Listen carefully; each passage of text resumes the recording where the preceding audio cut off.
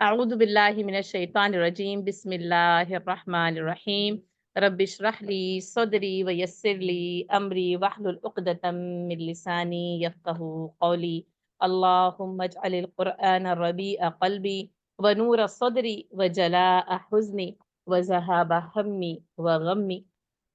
اللہ کی تعریف بیان کرتے ہیں، اللہ کا شکر ادا کرتے ہیں کہ ہم سورۃ الحج کے تکمیلی مراحل میں اختتامی آیت کے اوپر موجود ہیں۔ سورۃ الحج کا آخری رکوع جیسا کہ آپ جانتے ہیں بہت ہی جامع ترین ہے، اور اس کو پڑھتے ہوئے آپ لوگوں کو خود اس بات کا اندازہ ہو رہا ہوگا کہ اس کے اندر کس طریقے سے جو ہے وہ اللہ تعالیٰ نے مجھے اور آپ کو، اہل ایمان کو اور انسانیت کو خطاب کیا ہے۔ اور قرآن کریم کی یہ آیت یعنی کہ سورۃ الحج کی جو ہے وہ آخری آیت وجاہدوا فی اللہ حق جہادی اس لحاظ سے منفرد ہے کہ ایسا کوئی اور حکم قرآن میں اس انداز میں ان الفاظ کے اندر موجود ہی نہیں، یہ صرف اسی مقام پر موجود ہے، وجاہدوا فی اللہ حق جہادی۔ اگر ہم دیکھیں تو سورہ توبہ اور سورہ انفال جہاد کے مضمون پر ذروہ سنام ہے، لیکن ان دونوں صورتوں میں جہاد کا عملی پہلو جو ہے وہ نمایاں ہے اس کے اندر کہ کیسے جو ہے وہ کیا جائے گا۔ اور جب صحابہ کرام نے رسول اللہ صلی اللہ علیہ وسلم کی جو ہے وہ سپہ سالاری میں یہ حج کی یعنی جہاد کیا تو کیسے کیا، ٹھیک ہے؟ اور یہاں پر حکم کیا ہے، وجاہدوا فی اللہ حق جہادہ، اور جہاد کرو اللہ میں جیسا کہ جہاد کرنے کا حق ہے۔ اور میں نے آپ کو بتا دیا تھا فی اللہ قرآن کی فصاحت و بلاغت ہے، لیکن اس کے اندر فی دین اللہ بھی آپ لکھ سکتے ہیں، فی سبیل اللہ بھی آپ لکھ سکتے ہیں، اور اس کے اندر نا آپ فی کلام اللہ بھی لکھ سکتے ہیں، فی کلام اللہ یا فی قرآن اللہ، یعنی اللہ کے قرآن میں۔ ویسے سب سے موضوع سبیل اللہ ہی ہے نا، لیکن یہ کہ یہ صرف اور صرف ہمارے سمجھنے کے لیے یا تفہم کے لیے یا تفسیر کے لیے، لیکن قرآن کا جو لفظ ہے وہ فی اللہ ہی ہے، بس اللہ میں ہے نا۔ اب یہ کہ اللہ میں اور پھر اللہ تعالیٰ نے جو جو حکم دیا، چاہے فی حکم اللہ بھی لکھا جا سکتا ہے یہاں، یا فی احکام اللہ، یعنی اگر جمع کا صیغہ ہم لکھیں، اور یا صرف یہ کہ اللہ کے حکم میں ہے نا۔ اب اللہ جس طریقے سے بھی حکم دیتا ہے اس میں جہاد کیا جائے، اس میں کوشش کی جائے جیسا کہ اس کی کوشش کرنے کا حق ہے۔ اس ضمن میں ہم نے اپنی پچھلی کلاس میں بہت زیادہ تفصیل کے ساتھ جو ہے وہ بات کی تھی کہ اغراض و مقاصد کیا ہیں جہاد کے، کیوں کیا جائے نا۔ تو ایک جملے میں اگر آپ کہیں تو وہ کیا ہے، اعلائے کلمت اللہ، ٹھیک ہے، اللہ کے دین کی سربلندی، وہ بھی آپ لکھ سکتے ہیں نا، اللہ کے کلمے کی بلندی ہے، اللہ کا کلمہ، اور یا آپ یہ بھی کہہ سکتے ہیں اللہ کا دین غالب ہوگا، سر بلند ہوگا۔ اس کے راہ میں سب سے بڑی رکاوٹ کیا ہے، دشمن، یعنی مخالف۔ اب وہ مخالف کون کون ہو سکتے ہیں میں نے اس کی تفصیل آپ کو بتا دی۔ اس راہ کی سب سے پہلی بنیادی رکاوٹ کیا بنتی ہے، اپنا نفس بنتا ہے۔ اسے کہتے ہیں اس کی رکاوٹ کے خلاف، اس کے مخالف کے خلاف، اس کے دشمن کے خلاف۔ نفس کے بعد سب سے بڑا دشمن کون بنتا ہے، شیطان۔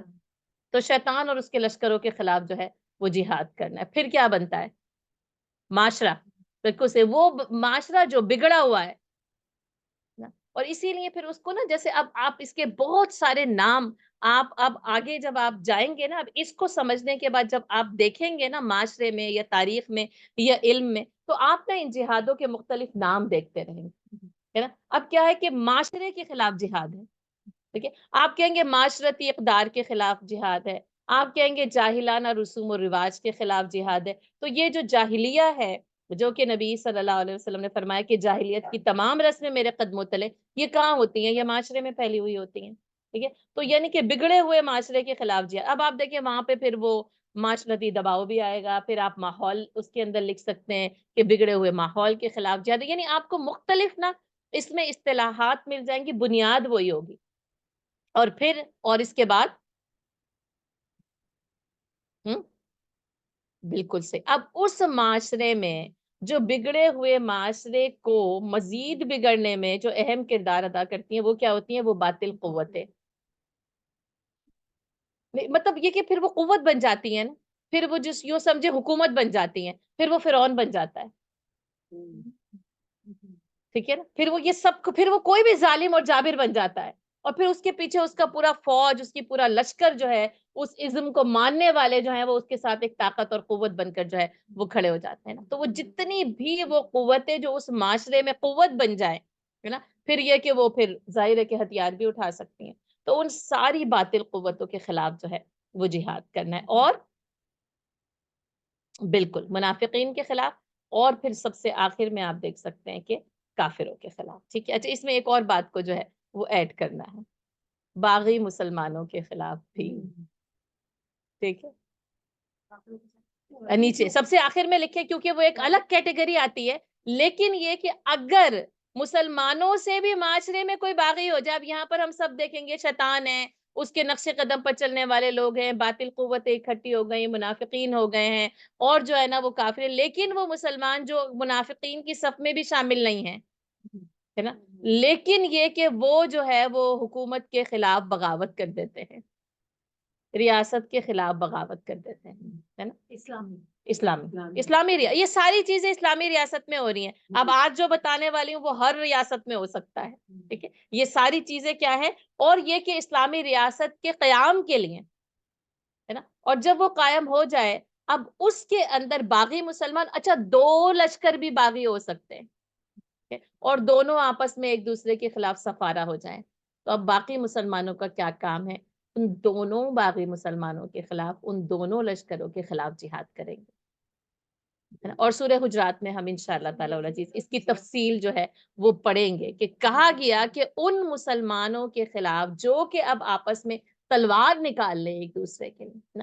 اب ریاست کا بھی فرض بن جائے گا اور معاشرے کا بھی فرض بن جائے گا کہ ان دونوں مسلمانوں کو آپس میں قتال سے جو ہے وہ روکا جائے، اور اس کے لیے ایک ہوگا جو زیادہ قصوروار ہوگا، ٹھیک ہے، دوسرا کم قصوروار ہوگا، صحیح ہو سکتا ہے دونوں ہی غلط ہوں. دیکھیں تینوں صورتیں ہو سکتی ہیں، لیکن پہلی صورت زیادہ غالب ہوتی ہے کہ ایک جو ہے وہ قصوروار ہوتا ہے، ایک بغاوت کرتا ہے، ایک غلطی، دوسرا اب اس کو صحیح کرنے کے لیے ایک اور غلطی پہ اتر آتا ہے کہ اس کے خلاف جو ہے وہ تلوار اٹھا لیتا ہے.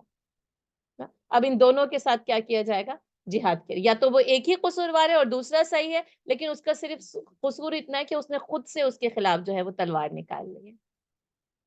اس کو حکومت کے پاس جا کر جو ہے وہ شکایت رجسٹر کرانی چاہیے تھی، بتانا چاہیے تھا کہ یہ بغاوت ہے، اور اب اس کے خلاف حکومت جو ہے وہ اقدام کرے. یہ جو ہے وہ آخری اضافہ ہے باغی مسلمانوں کے خلاف. ٹھیک ہے، اب یہ کہ یا تو وہ حکومت کے خلاف بغاوت کر دیں گے، یا یہ کہ وہ آپس میں جو ہے وہ دو جو ہے وہ گروہ یا لشکر جو ہے وہ اور ان کی کوئی بھی بنیاد جو ہے وہ صحیح اسلامی نہیں ہوگی. اچھا، ایک اور بات، اگر وہ صحیح اسلامی بنیاد ہے بھی، بس میں اس کی تفصیل کو مختصر کرنا چاہ رہی ہوں، ٹھیک ہے، تو اب یہ طریقہ نہیں ہے کہ تلوار نکال لی جائے. ٹھیک ہے، اس کے لیے جیسے کہتے ہیں نا کہ حکومت کے پاس جا کر احتجاج کرانا، پھر وہی جو بھی طریقے ہوں گے حکومت کے جا کر بتانا کہ یہ کام جو ہے وہ یہ غلط ہو رہا ہے، اور اگر یہ صحیح نہ کیا گیا، جیسا کہ حضرت ابوبکر صدیق رضی اللہ تعالیٰ نے فرمایا، جب تک میں تمہیں اللہ اور اس کے رسول کے بتائے ہوئے راستے پر لے کر چلوں تو میرا ساتھ دینا، اور اگر میں اس کے خلاف کروں تو میرے خلاف تلوار اٹھا لینا. اچھا، اب یعنی ایک تو یہ کہ جو ایک کر رہے ہیں کہ کس کس کے خلاف ہوگی، ہے نا، تو یہ اچھا، پھر اس کے بعد یہ کہ جو حکومت اسلام کے لیے نہیں چل رہی ہے اور نام ہے، تو اس کے خلاف پھر عوام بغاوت کرے اور پھر اس کے ساتھ جو ہے وہ قتال کرے، اور پھر وہ آ جائے گا یعنی اس ضمن میں کہ ظاہر ہے کہ پھر وہ منافقت کے ضمن میں آ جائے گا کہ وہ کہہ رہے ہیں لیکن اس کے خلاف جو ہے وہ کام جو ہے کرے. اس لیے آپ یہ دیکھیں کہ اسلامی جو خلافت ہے، کیونکہ اسلامی حکومت میں خلافت ہے، اور اس خلافت میں بیعت لازم و ملزوم ہے، سمع و اطاعت لازم و ملزوم ہے نا، کہ ہم بات مانیں گے اور سمع و اطاعت کریں گے. اب دیکھیں واقعہ کربلا جو ہوتا ہے، اس میں حضرت حسین رضی اللہ تعالیٰ نے بیعت نہیں کی، انہوں نے، ہے نا، اس لیے کہ اگر بیعت کر لیتے نا تو پھر جنگ نہیں کر سکتے تھے. ویسے لاسٹ ہے کہ آپ بیعت توڑ دیں اور جنگ کریں، نا، لاسٹ یہ بھی اقدام کیا جاتا ہے کہ بیعت توڑ دی جائے، جنگ کی جائے، لیکن انہوں نے بیعت کی ہی نہیں. میں بیعت نہیں کروں گا، میں یہ حکومت کو مانوں گا ہی نہیں، ہے نا، یعنی اس شخص کو نہیں مانے، حکومت کوئی اور آ جائے جو کہ اسلام کے جو ہے وہ صحیح طریقے کے مطابق چلے. تو اب ہمارا کیا ہوتا ہے، ہم کر لیتے ہیں. اب ظاہر ہے ہم اسلامی ریاست میں نہیں رہتے, ہم تو ویسے ہی دارالکفر میں, لیکن اسلامی ریاستوں میں بھی کیا ہے, نمائندہ تو منتخب کر لیتے ہیں, اس کو تو چن لیتے ہیں, بعد میں اس کے خلاف ہوتے ہیں. آپ کو چننے سے پہلے یہ کام کرنا چاہیے تھا کہ وہاں پر نمائندہ حق ہونا چاہیے تھا, ہے نا. تو بہرحال ابھی تو اب یوں سمجھنے آوے کا آوہی جو ہے نا, وہ ہمارے پاس جو ہے وہ بگڑا ہوا ملتا. ٹھیک, اچھا. اب جو ہے ذرائع اور وسائل کیا ہوں گے اس جہاد کو کرنے کے لیے. اغراض اور مقاصد پتہ چل گئے, اور ہمیں یہ پتہ چل گیا کہ کس کس کے خلاف جو ہے وہ کرنا ہے, لیکن جو ہے وہ کیسے کرنا ہے. اس سلسلے میں یعنی آپ یا میں جو ہے وہ یہ کہہ سکتے ہیں کہ ہمارے پاس ہتھیار کون کون سے ہونے چاہیے, ہے نا.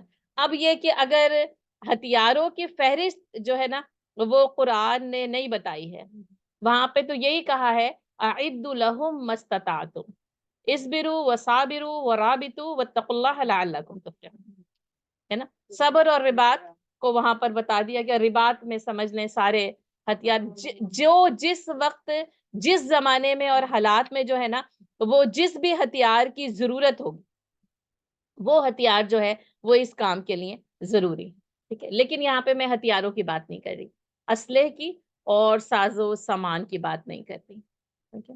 یہاں پر جو مانوی ہتھیار ہے نا, دراصل ان کی بات ہو رہی ہے. پھر وہ حصی ہتھیاروں میں جو ہے وہ ڈھل جائیں گے, جس سے تیر, نیزہ, تلواریں, ٹینک اور ایٹم بم, ان میں سے کوئی بھی ایسی چیز جو ہے وہ مراد نہیں ہے. اس میں پھر آپ یعنی لکھیں گے جو سب سے آخر ہے اس کے اندر جو ہے وہ آئے گا, یعنی ہتھیار کا نام بھی آئے گا, اور اس ہتھیار میں کوئی بھی ہتھیار جو کہ اس زمانے اور حالات کے مطابق استعمال کیا جائے. لیکن سب سے پہلا ہتھیار اس جہاد کے لیے جو اللہ تعالیٰ نے میرے اور آپ کے ہاتھ میں دیا ہے نا وہ قرآن ہے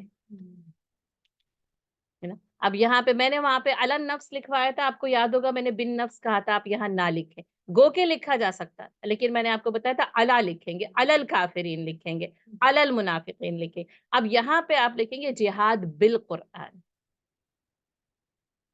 یہ ساری کی ساری کوشش ہے نا, مقصد ہمیشہ یاد رہے گا اعلاء کلمت اللہ, اللہ کے دین کی سربلندی, اللہ کے دین کو غالب کرنا, اللہ کے احکام و قوانین کا نفاذ. اس کے لیے سب سے مؤثر اور سب سے بہترین ہتھیار جو میرے سورۃ الفرقان کی آیہ نمبر 52 ہے, فلا تطع الکافرین, اور آپ کافرین کی اطاعت نہ کیجیے, وجاہدہم بہ جہادا کبیرا, اور ان کے ساتھ جہاد کیجیے, بھی ساتھ ہی اس کے, اور ہی کی ضمیر القرآن کے لیے ہے, ٹھیک ہے. جہادا کبیرا, سورۃ الفرقان آیہ نمبر 52 ہے نا. وجاہدہم بہ جہادا کبیرا, جی 52 نہ 52 وجاہدہم بہ جہادا کبیرا, اور جہاد کیجیے ان کے ساتھ جہاد کبیر ہونا چاہیے, بڑا جہاد.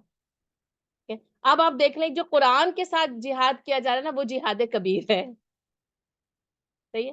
اب اس کو تھوڑا سا یعنی میں اس کی اب ڈیٹیل میں نہیں جاؤں گی, میں جا نہیں سکتی, ٹھیک ہے. لیکن آپ دیکھیں قرآن نے اس کو کیا کہا, جہاد کبیر کہا. اس کا مطلب ہے میدان جنگ میں جہاد جہاد صغیر ہے, ٹھیک ہے نا.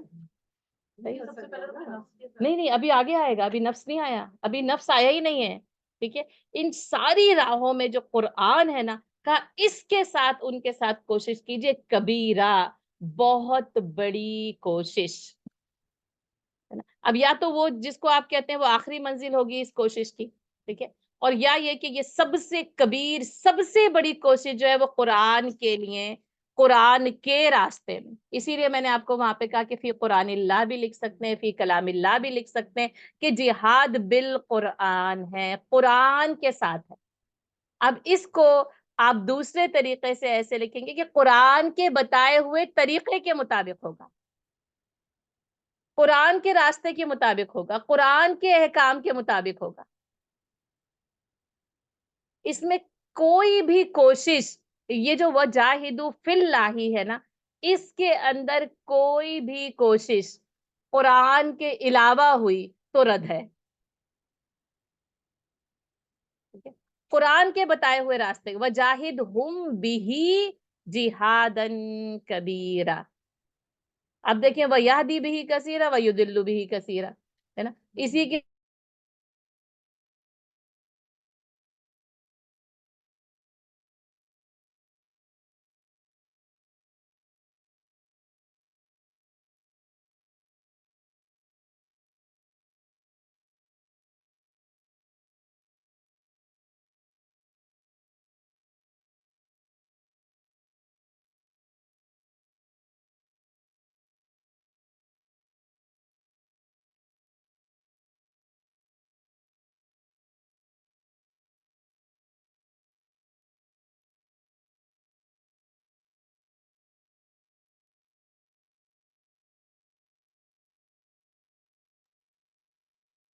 آپ کی آواز نہیں آ رہی.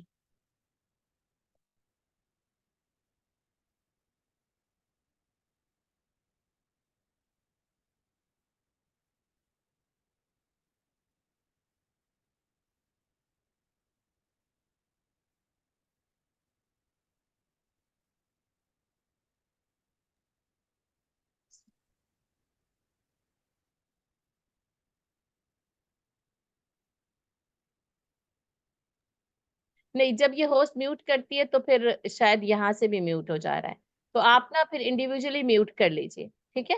اگر آپ دوبارہ میوٹ کریں گی نا پھر میں بھی میوٹ ہو جاتی ہوں. تو امن پسند معاشرے میں خلل پیدا کرنے کے نام کو جہاد کا نام دے دیا جاتا ہے. تو اس لیے یہ بہت ضروری ہے کہ جب ہم یہ مضمون پڑھ رہے ہیں نا تو ہمیں پتا ہو کہ جہاد کا صرف لفظ استعمال کرنے سے جہاد جائز نہیں ہو جاتا، یا اس راستے پر نہیں ہو جاتا جس راستے پر صرف اور صرف اس قرآن کے مطابق ہوگا، قرآن کے بتائے ہوئے اصولوں کے مطابق ہوگا. تو یہ جہاد بالقرآن ہے. اس کی بہت زیادہ تفصیل ہے، میں بتا سکتی ہوں، لیکن میں سوچتی ہوں کہ میں آگے کے مراحل کو نا بس آپ کے سامنے نام کے ساتھ ہی جو ہے نا وہ بتا دوں. دوسرا نا پھر آپ دیکھ لیں قرآن و سنہ، جہاد بالسنہ، ہے نا. اب اس کو آپ کیا لکھتے ہیں؟ اللہ اور اس کے رسول صلی اللہ علیہ وسلم کے بتائے ہوئے طریقے کے مطابق، جس طریقے سے نبی صلی اللہ علیہ وسلم نے یہ جہاد کیا، اس کو آخری منزل تک پہنچایا. اب آپ دیکھیں حضرت آدم علیہ السلام سے لے کر عیسیٰ علیہ السلام تک تمام انبیاء اور رسول اس دنیا میں تشریف لائے، سب کے ذمے نا ایک ایک مشن جو ہے وہ سونپا گیا. ایک تو مشن دعوت اللہ تو تھا ہی، اعبدوا ربکم، اور اس کے ساتھ ساتھ مختلف جو ہے وہ کام ان کو سونپے گئے. یہ پورا کا پورا جو نبوت کا سلسلہ تھا نا وہ نبی صلی اللہ علیہ وسلم پر آ کر مکمل ہو جاتا ہے. آخری تکمیلی مشن نبی صلی اللہ علیہ وسلم کو سونپا گیا. اللہ کے دین کو جو نافذ کرنے کی ذمہ داری تھی نا، دعوت اللہ کے ساتھ اس کو مکمل کرنا اور غالب کرنا، اور نبی صلی اللہ علیہ وسلم نے اپنی زندگی میں اس کو غالب کیا. اور پھر آپ صلی اللہ علیہ وسلم کا جو طریقہ تربیت ہے پہلے دن سے لے کر اور آپ صلی اللہ علیہ وسلم کی آخری سانس تک، آپ صلی اللہ علیہ وسلم نے فرمایا، مسند احمد کی حدیث، جہاد فی سبیل اللہ جاری ہے اس دن سے جس دن سے اللہ تعالیٰ نے مجھے مبعوث فرمایا. ٹھیک ہے، مسند احمد کی حدیث ہے کہ جہاد فی سبیل اللہ جاری ہے اس دن سے جس دن سے اللہ تعالیٰ نے مجھے مبعوث فرمایا، اور اس دن تک جاری رہے گا. مبعوث اٹھا کے کھڑا کیا، نبی بنایا، نبی بنایا جی. ٹھیک ہے، اور اس وقت تک جب تک کہ میری امت کا ایک حصہ دجال سے مقاتلہ کرے گا. اب آپ کو پتہ ہے نا دجال کا خاتمہ ہے تو بس پھر پوری دنیا پر جو ہے وہ امن اور سکون اور اسلام کا غلبہ ہے، اور بس پھر اس کے بعد تو بس وہ قیامت کا دور آنے والا ہے. میری امت کا ایک طبقہ، ایک حصہ دجال سے مقاتلہ کرے گا. ہاں، اب وہاں پر قتال آ جائے، وہاں پر قتال آئے گا. ٹھیک ہے، مقاتلہ کرے گا.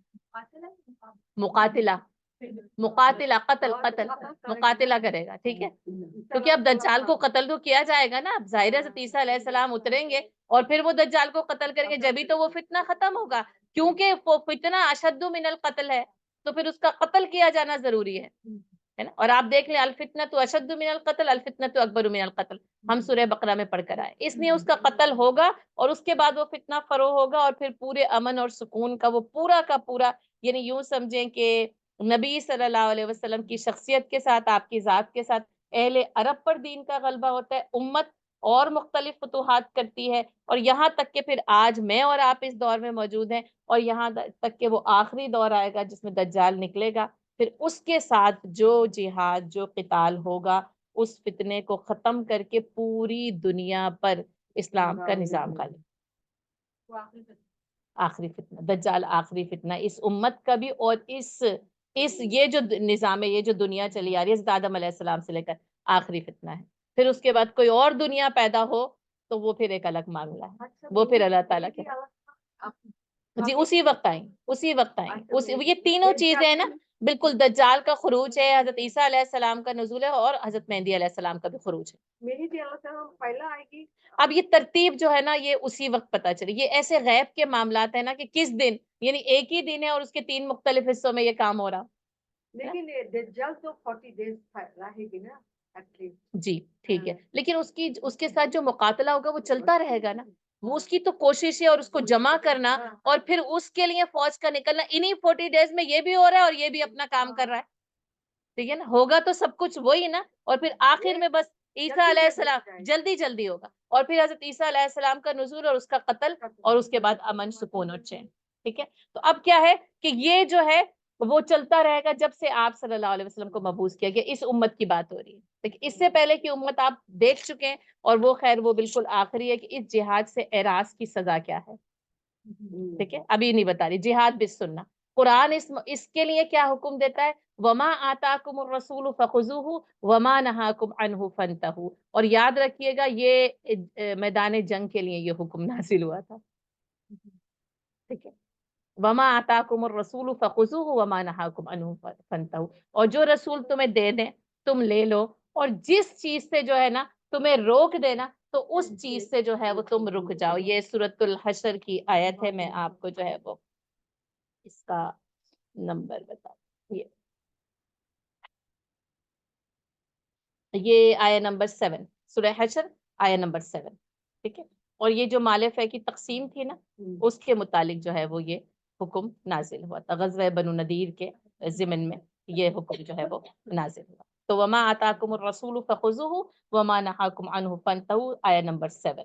تو اب کیا ہے، یہ جہاد بالسنہ ہوگا، نبی صلی اللہ علیہ وسلم کے بتائے ہوئے طریقے کے مطابق ہوگا، اور یہ ہے رحیق المختوم کا پیج نمبر 595، ہم پڑھ چکے، میں بہت کوئک جو ہے وہ اس کو آپ کے سامنے ریویو کر دیتی ہوں کہ یہ بالسنہ کے حوالے سے یہ ہمارے پاس کیا کیا جو ہے نا وہ ملتے ہیں، اور یہ آپ کو پڑھایا گیا، یہ غزوات پر ایک نظر کے ضمن میں جو ہے وہ رحیق المختوم کے مصنف مولانا صفی الرحمن مبارک پوری نے لکھا ہے کہ رسول اللہ صلی اللہ علیہ وسلم جب کسی شخص کو کسی لشکر یا سریہ کا امیر مقرر کرتے تو اسے خاص طور پر اس کے اپنے نفس کے بارے میں اللہ عز و جل کے تقوی کی، نمبر 1، اس کے مسلمان ساتھیوں کے بارے میں خیر کی وصیت فرماتے، نمبر 3 پھر فرماتے اللہ کے نام سے اللہ کی راہ میں غزوہ کرو، ٹھیک ہے، نمبر 4 جس نے اللہ کے ساتھ کفر کیا اس کے ساتھ لڑائی کرو، ٹھیک ہے، پھر اس کے بعد نمبر 5 کیا ہے، خیانت نہ کرو، ٹھیک ہے، بدعہدی نہ کرو، ہے نا، ناک کان وغیرہ نہ کاٹو، یہ جو مسئلہ ہوا کرتا تھا اس سے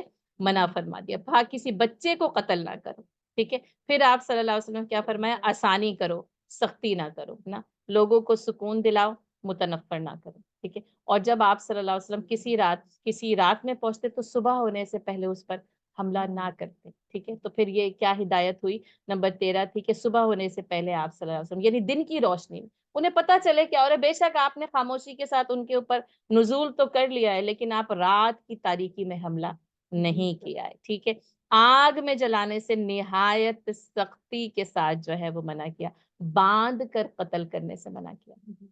اب دیکھیں یعنی جس وقت تلوار ہاتھ میں ہونا، میں کہتی ہوں اس وقت ان اصولوں پہ عمل کر لینا یہ حق کا جہادی ہی ہے، یا پھر وہ اس اللہ کے رسول کی تلوار کا حق ہے کہ جو ہے نا وہ اپنے ہاتھ میں لے، عورتوں کو مارنے مارا بھی نہیں جا سکتا، قتل بھی نہیں کیا جا سکتا، ٹھیک ہے، لوٹ مار نہیں کی جا سکتی نا، اور حتیٰ کہ آپ صلی اللہ علیہ وسلم نے فرمایا لوٹ کا مال مردار ہی کی طرح حرام ہے، ٹھیک ہے، جہاد میں لوٹ مار نہیں ہے، مال غنیمت آخر میں ملے گا جب فتح مل جائے گی، ٹھیک ہے، آپ نے کھیتیاں تباہ کرنے، ٹھیک ہے، جانور کو ہلاک کرنے اور درخت کاٹنے سے منع کیا، اللہ یہ کہ وہ جو قرآن ہے نا بالقرآن اس میں کہا گیا تھا کہ کاٹ ڈالو، اللہ کا حکم تھا تو کاٹا گیا، ورنہ درخت جو ہے وہ نہیں کاٹے جا سکتے۔ اور پھر فتح مکہ کے موقع پر آپ صلی اللہ علیہ وسلم نے یہ بھی فرمایا کسی زخمی پر حملہ نہ کرو، کسی بھاگنے والے کا پیچھا بھی نہ کرو۔ اب جب آپ دیکھیں جذبات عروج میں، آپ کہتے ہیں ہم سے بچ کے کیسے بھاگ رہے ہیں، ہم تو اس کو پکڑ کے قتل کرنے کے لیے، تو کہا بھاگنے والے کا بھی پیچھا نہ کرو، اور کسی زخمی کے اوپر بھی جو ہے وہ حملہ نہ کیا جائے، کسی قیدی کو قتل نہ کیا جائے۔ اور آپ صلی اللہ علیہ وسلم نے یہ سنت بھی جاری کی کہ سفیر کو قتل نہیں کیا جائے گا، جو کہ پہلے بھی جاری تھی، اور آپ صلی اللہ علیہ وسلم نے بھی یہ جاری کی۔ اور پھر آپ صلی اللہ علیہ وسلم نے جو ذمی ہیں،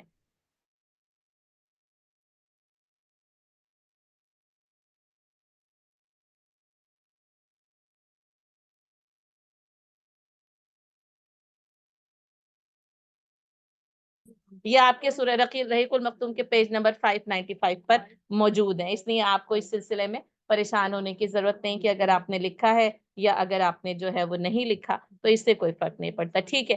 اچھا، اب آپ جو ہے نا وہ آئیں کہ یہ القرآن بالسنہ کے ساتھ دراصل کیا کیا جائے گا؟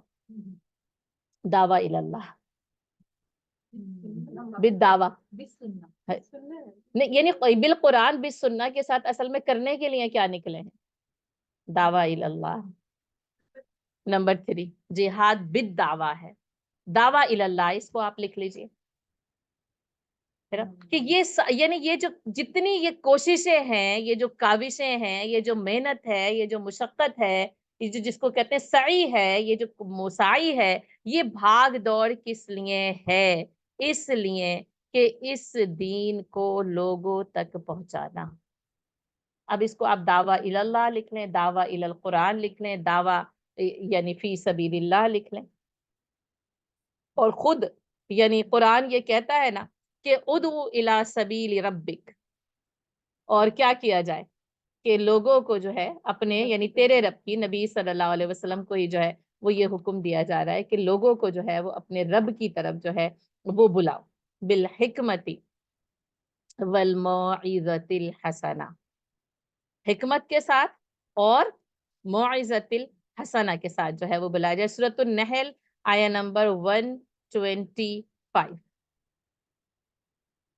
سورۃ النحل آیہ نمبر 125، ادعو الی سبیل ربک بالحکمت والموعظۃ الحسنہ وجادلہم باللتی ہی احسن ان ربک هو اعلم بمن ضل عن سبیلہ وهو اعلم بالمہتدین، آیہ نمبر 125 سورۃ النحل، ٹھیک ہے۔ اچھا، اب یہ جو ہے نا کہ بلاؤ ہے نا، اور پھر ومن احسن قولا ممن دعا الی اللہ، ہے نا، اور کون ہو سکتا ہے اس سے بہتر جو کہ یہ کہے کہ تم اللہ کی طرف جو ہے وہ آ جاؤ۔ اسی لیے ہم نبی صلی اللہ علیہ وسلم کو کہتے ہیں نا داعی الی اللہ، اور قرآن نے خود کہا وَدَاعِيًا إِلَى اللَّهِ بِإِذْنِهِ، اس لیے کہ آپ کو اللہ کی طرف بلانے والا اللہ نے اپنے اذن سے، اپنی اجازت سے، آپ کو اپنے حکم سے اللہ کی طرف بلانے والا بنا کر بھیجا ہے۔ یعنی اگر بلایا جائے گا پھر وہی قرآن کے ذریعے، سنت کے طریقے کے ذریعے، لیکن بلانا کس طرف ہے؟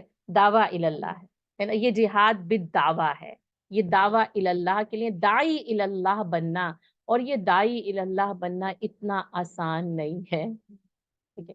اب یہ جو نا آپ ایک مختلف پیرائے میں جو جہاد کو ہم پڑھتے ہیں یا سنتے ہیں نا، کہ جس کو ہم کہتے ہیں کہ جہاد بالقلم کرنا ہے، جہاد باللسان کرنا ہے نا، یہ اصل میں دعویٰ الی اللہ کے ضمن میں، یہ سارے کے سارے جو مراحل ہیں نا یہ دعویٰ الی اللہ کے ضمن میں آتے ہیں نا۔ اور اب اس دعویٰ الی اللہ کے ضمن میں یعنی اگر آپ پہلا لکھیں تو آپ جہاد بالعلم لکھ سکتے ہیں، اس کی ترتیب ادھر ادھر ہے، علماء کرام نے اس کی ترتیب کو اپنے اپنے طور پر لکھا، لیکن اگر آپ دیکھیں تو جہاد بالعلم، علم کے ساتھ کوشش کرنا۔ اب دوسری طرف دیکھیں علم کے حصول میں اپنی کوششوں کو صرف کرنا۔ اگر آپ بالقرآن کرنے نکلے ہیں، اگر قرآن کا علم نہیں ہوگا تو کیسے کریں گے؟ اسی لیے تو غلط جہاد ہو رہا ہے۔ اگر آپ بالسنہ کرنے کے لیے نکلے ہیں، اگر آپ دعویٰ الی اللہ کے لیے نکلے ہیں، اگر علم نہیں ہوگا تو کیسے کریں گے؟ کر سکتے ہیں بغیر علم کے؟ جی بالکل، یہ بالکل جہاد بالعلم ہے، لیکن یہ کہ صرف علم برائے علم نہیں ہے، نو، علم جو ہے نا وہ برائے داعی الی اللہ بننے کے لیے، لوگوں کو اللہ کی طرف بلانے کے لیے جو ہے وہ عالم بننا. اس لیے آپ دیکھیں وہ سب سے پہلا مقدمہ آئے گا، عالم کو لایا جائے گا. کیوں؟ ہے نا؟ تو کہا جائے گا تو نے اس لیے علم حاصل کیا کہ لوگ تجھے عالم کے، کیونکہ یہ بھی ایک فیم ہے نا، یہ بھی ایک مشہوری ہے کہ کوئی بہت زیادہ جانتا ہے، کوئی بہت بڑا اسکالر ہے، کوئی بہت بڑا عالم ہے، وہی کوئی کسی کے پاس یعنی پی ایچ ڈی کی ڈگری ہے، تو کوئی کسی منصب پر فائز ہوا ہے. تو اس لیے علم حاصل نہیں کرنا، بلکہ علم کس لیے حاصل کرنا ہے کہ لوگوں کو اللہ کی طرف جو ہے وہ بلایا جائے، لوگوں کو اللہ کی طرف. ہاں وہ اللہ کے لیے جیت کر بہت سارے لوگ کر، لیکن ہمارے پاس نا یہ ساری چیزیں ہمارے پاس سمجھ میں آنی چاہیے کہ ہمیں کیسے جو ہے نا وہ اس کو سمجھنا. اچھا، اب علم کے ساتھ نا دوسری چیز کی ضرورت ہے نا، وہ بالحکمہ ہے، حکمت کے ساتھ. ٹھیک ہے، وَيُعَلِّمُهُمُ الْكِتَابَ وَالْحِکْمَةَ، علم کتاب، اب پھر وہی بے قرآن اور بے سننا آ جائے گا، آپ صلی اللہ علیہ وسلم سکھائے، اور حکمت کے ساتھ ہو. جب وہ حکمت کے ساتھ نہیں ہوتا نا تو غلط رخ مڑ جاتا ہے یہ جہاد. حکمت کے ساتھ ہوگا، وزڈم کے ساتھ ہوگا، اس پورے علم کو اپنے وزڈم کے ساتھ استعمال کرنا ہے نا. اب علم بھی نہیں ہوتا اور وزڈم بھی نہیں ہوتی، اپنے ہی بچوں کی تربیت اچھے طریقے سے نہیں ہو پاتی. قرآن بھی موجود ہے، سنت بھی موجود ہے، کیونکہ علم درست سمت میں نہیں اور حکمت کے ساتھ ہم اس علم کا استعمال نہیں کرتے. اس لیے دیکھیں آپ صلی اللہ علیہ وسلم کا جو طریقہ تربیت ہے وہ علم اور حکمت کے ساتھ، وزڈم کے ساتھ. آپ نے جس حالات کے مطابق نا مواقع کی نزاکت سے اس حکمت کا استعمال کیا ہے. صرف علم کو، اور اللہ تعالیٰ نے بھی دیکھیں قرآن کا نزول بھی اپنی حکمتوں کے ساتھ کیا ہے، ورنہ کفار بھی اعتراض کر رہے ہیں، یا میں اور آپ بھی کریں. 23 سال کے عرصے میں قرآن نازل ہوتا، ایک ساتھ ہی دے دیا جاتا، بس عمل کتنا مشکل ہو جاتا اسے ایک ساتھ دینے کا. وہ جو ہر روز صبح دوپہر شام چھوٹی چھوٹی آیات اترتی ہیں، تسلی بھی دیتی ہیں، حکم بھی دیتی ہیں، اس پر عمل بھی ہو جاتا ہے. پھر اس کے بعد یہ بھی پتہ چل جاتا ہے کس نے غلطی کی، کس کے اوپر جو ہے وہ کیا تبصرہ کرنا ہے، کفار کیا کر رہے ہیں، منافقین کیا کر رہے ہیں، پیچھے کیا تھا، آگے کیا تھا. یہ قرآن بھی، اس کا نزول بھی حکمت کے ساتھ، اور آپ صلی اللہ علیہ وسلم نے اس کی دعوت بھی حکمت کے ساتھ دی ہے اور اس پر عمل بھی حکمت کے ساتھ کرے. اسی لیے آپ دیکھیں مکی زندگی کے 13 سال حکمت کے ساتھ کیا ہے، وَهُوَ الَّذِي كَفَّ أَيْدِيَهُمْ، اللہ تعالیٰ نے ہاتھوں کو روک کے رکھا. حالانکہ جب پہلے دن ایمان لاتے ہیں نا، جذبہ اس وقت کتنے عروج پر ہوتا ہے، 13 سال بعد تو وہ سرد پڑ جائے گا. وہ اتنی سخت تربیت، ظلم و ستم کی انتہا کو برداشت کیا ہے صحابہ کرام نے. حکمت تھی بالقرآن بالسنہ، ابھی ہاتھوں کو اٹھانا نہیں. جب تک کہ تمہاری تربیت پوری نہ ہو جائے، جب تک تمہیں ایک پلیٹ فارم نہ مل جائے. جب جیسے ہی مدینے کا پلیٹ فارم ملتا ہے، سیکنڈ ایئر یا فرسٹ ایئر سمجھنے، یعنی 1 سال تو سارے وہ مسائل ہیں، سیکنڈ ایئر غزوہ بدر ہوتی.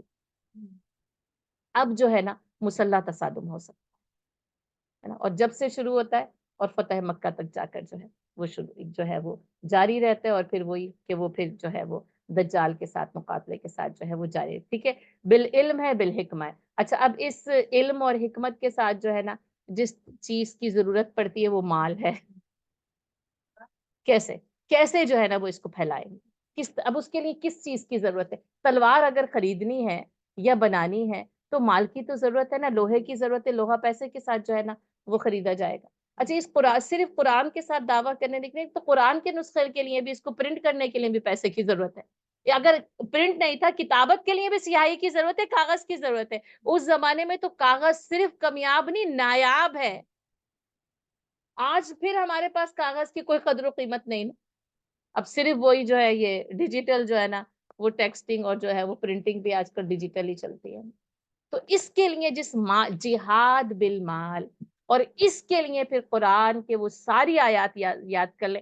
انفقوا فی سبیل اللہ، فی سبیل اللہ، خرچ کرو، ہے نا. انفقوا باموالہم، اور خرچ کرو اپنے مالوں میں سے. وانفقوا مما رزقناہم، ہے نا، اور خرچ کرو اس میں سے جو ہم تمہیں دے رہے ہیں. اور اسی لیے پھر آپ دیکھ لیں کہ صحابہ کرام کا جو یہ ایک پھر ساری چیزیں دیکھ لیں، ان کا علم دیکھ لیں، ان کے نام علم کی دنیا میں دیکھ لیں، مال کی دنیا میں آپ دیکھ لیں، جو آتا ہے بس اللہ کی راہ میں خرچ، جو آتا ہے اللہ کی راہ میں، ہمارے پاس جو آتا ہے اپنی راہ پہ خرچ، اپنی ذات پہ خرچ، اپنے اہل و عیال پہ خرچ، اپنے اسٹیٹس پہ خرچ، اپنے اسٹیٹس سمبل کے لیے خرچ، پھر جو جو چیزیں آپ اس میں دیکھ لیں، اس کی بھی اتنی تفصیل ہے نا اس دنیا.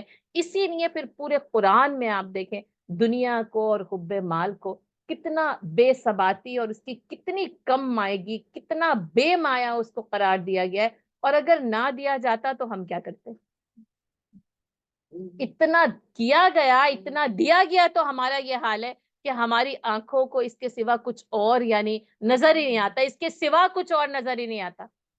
ساری توجہ، ساری کوششیں، ساری مساعی، ساری دلچسپیاں، ساری محبتیں نا ہماری اس مال کی محبت کے ضمن اور اس کے ارد گرد جو ہے وہ گھومتی ہیں.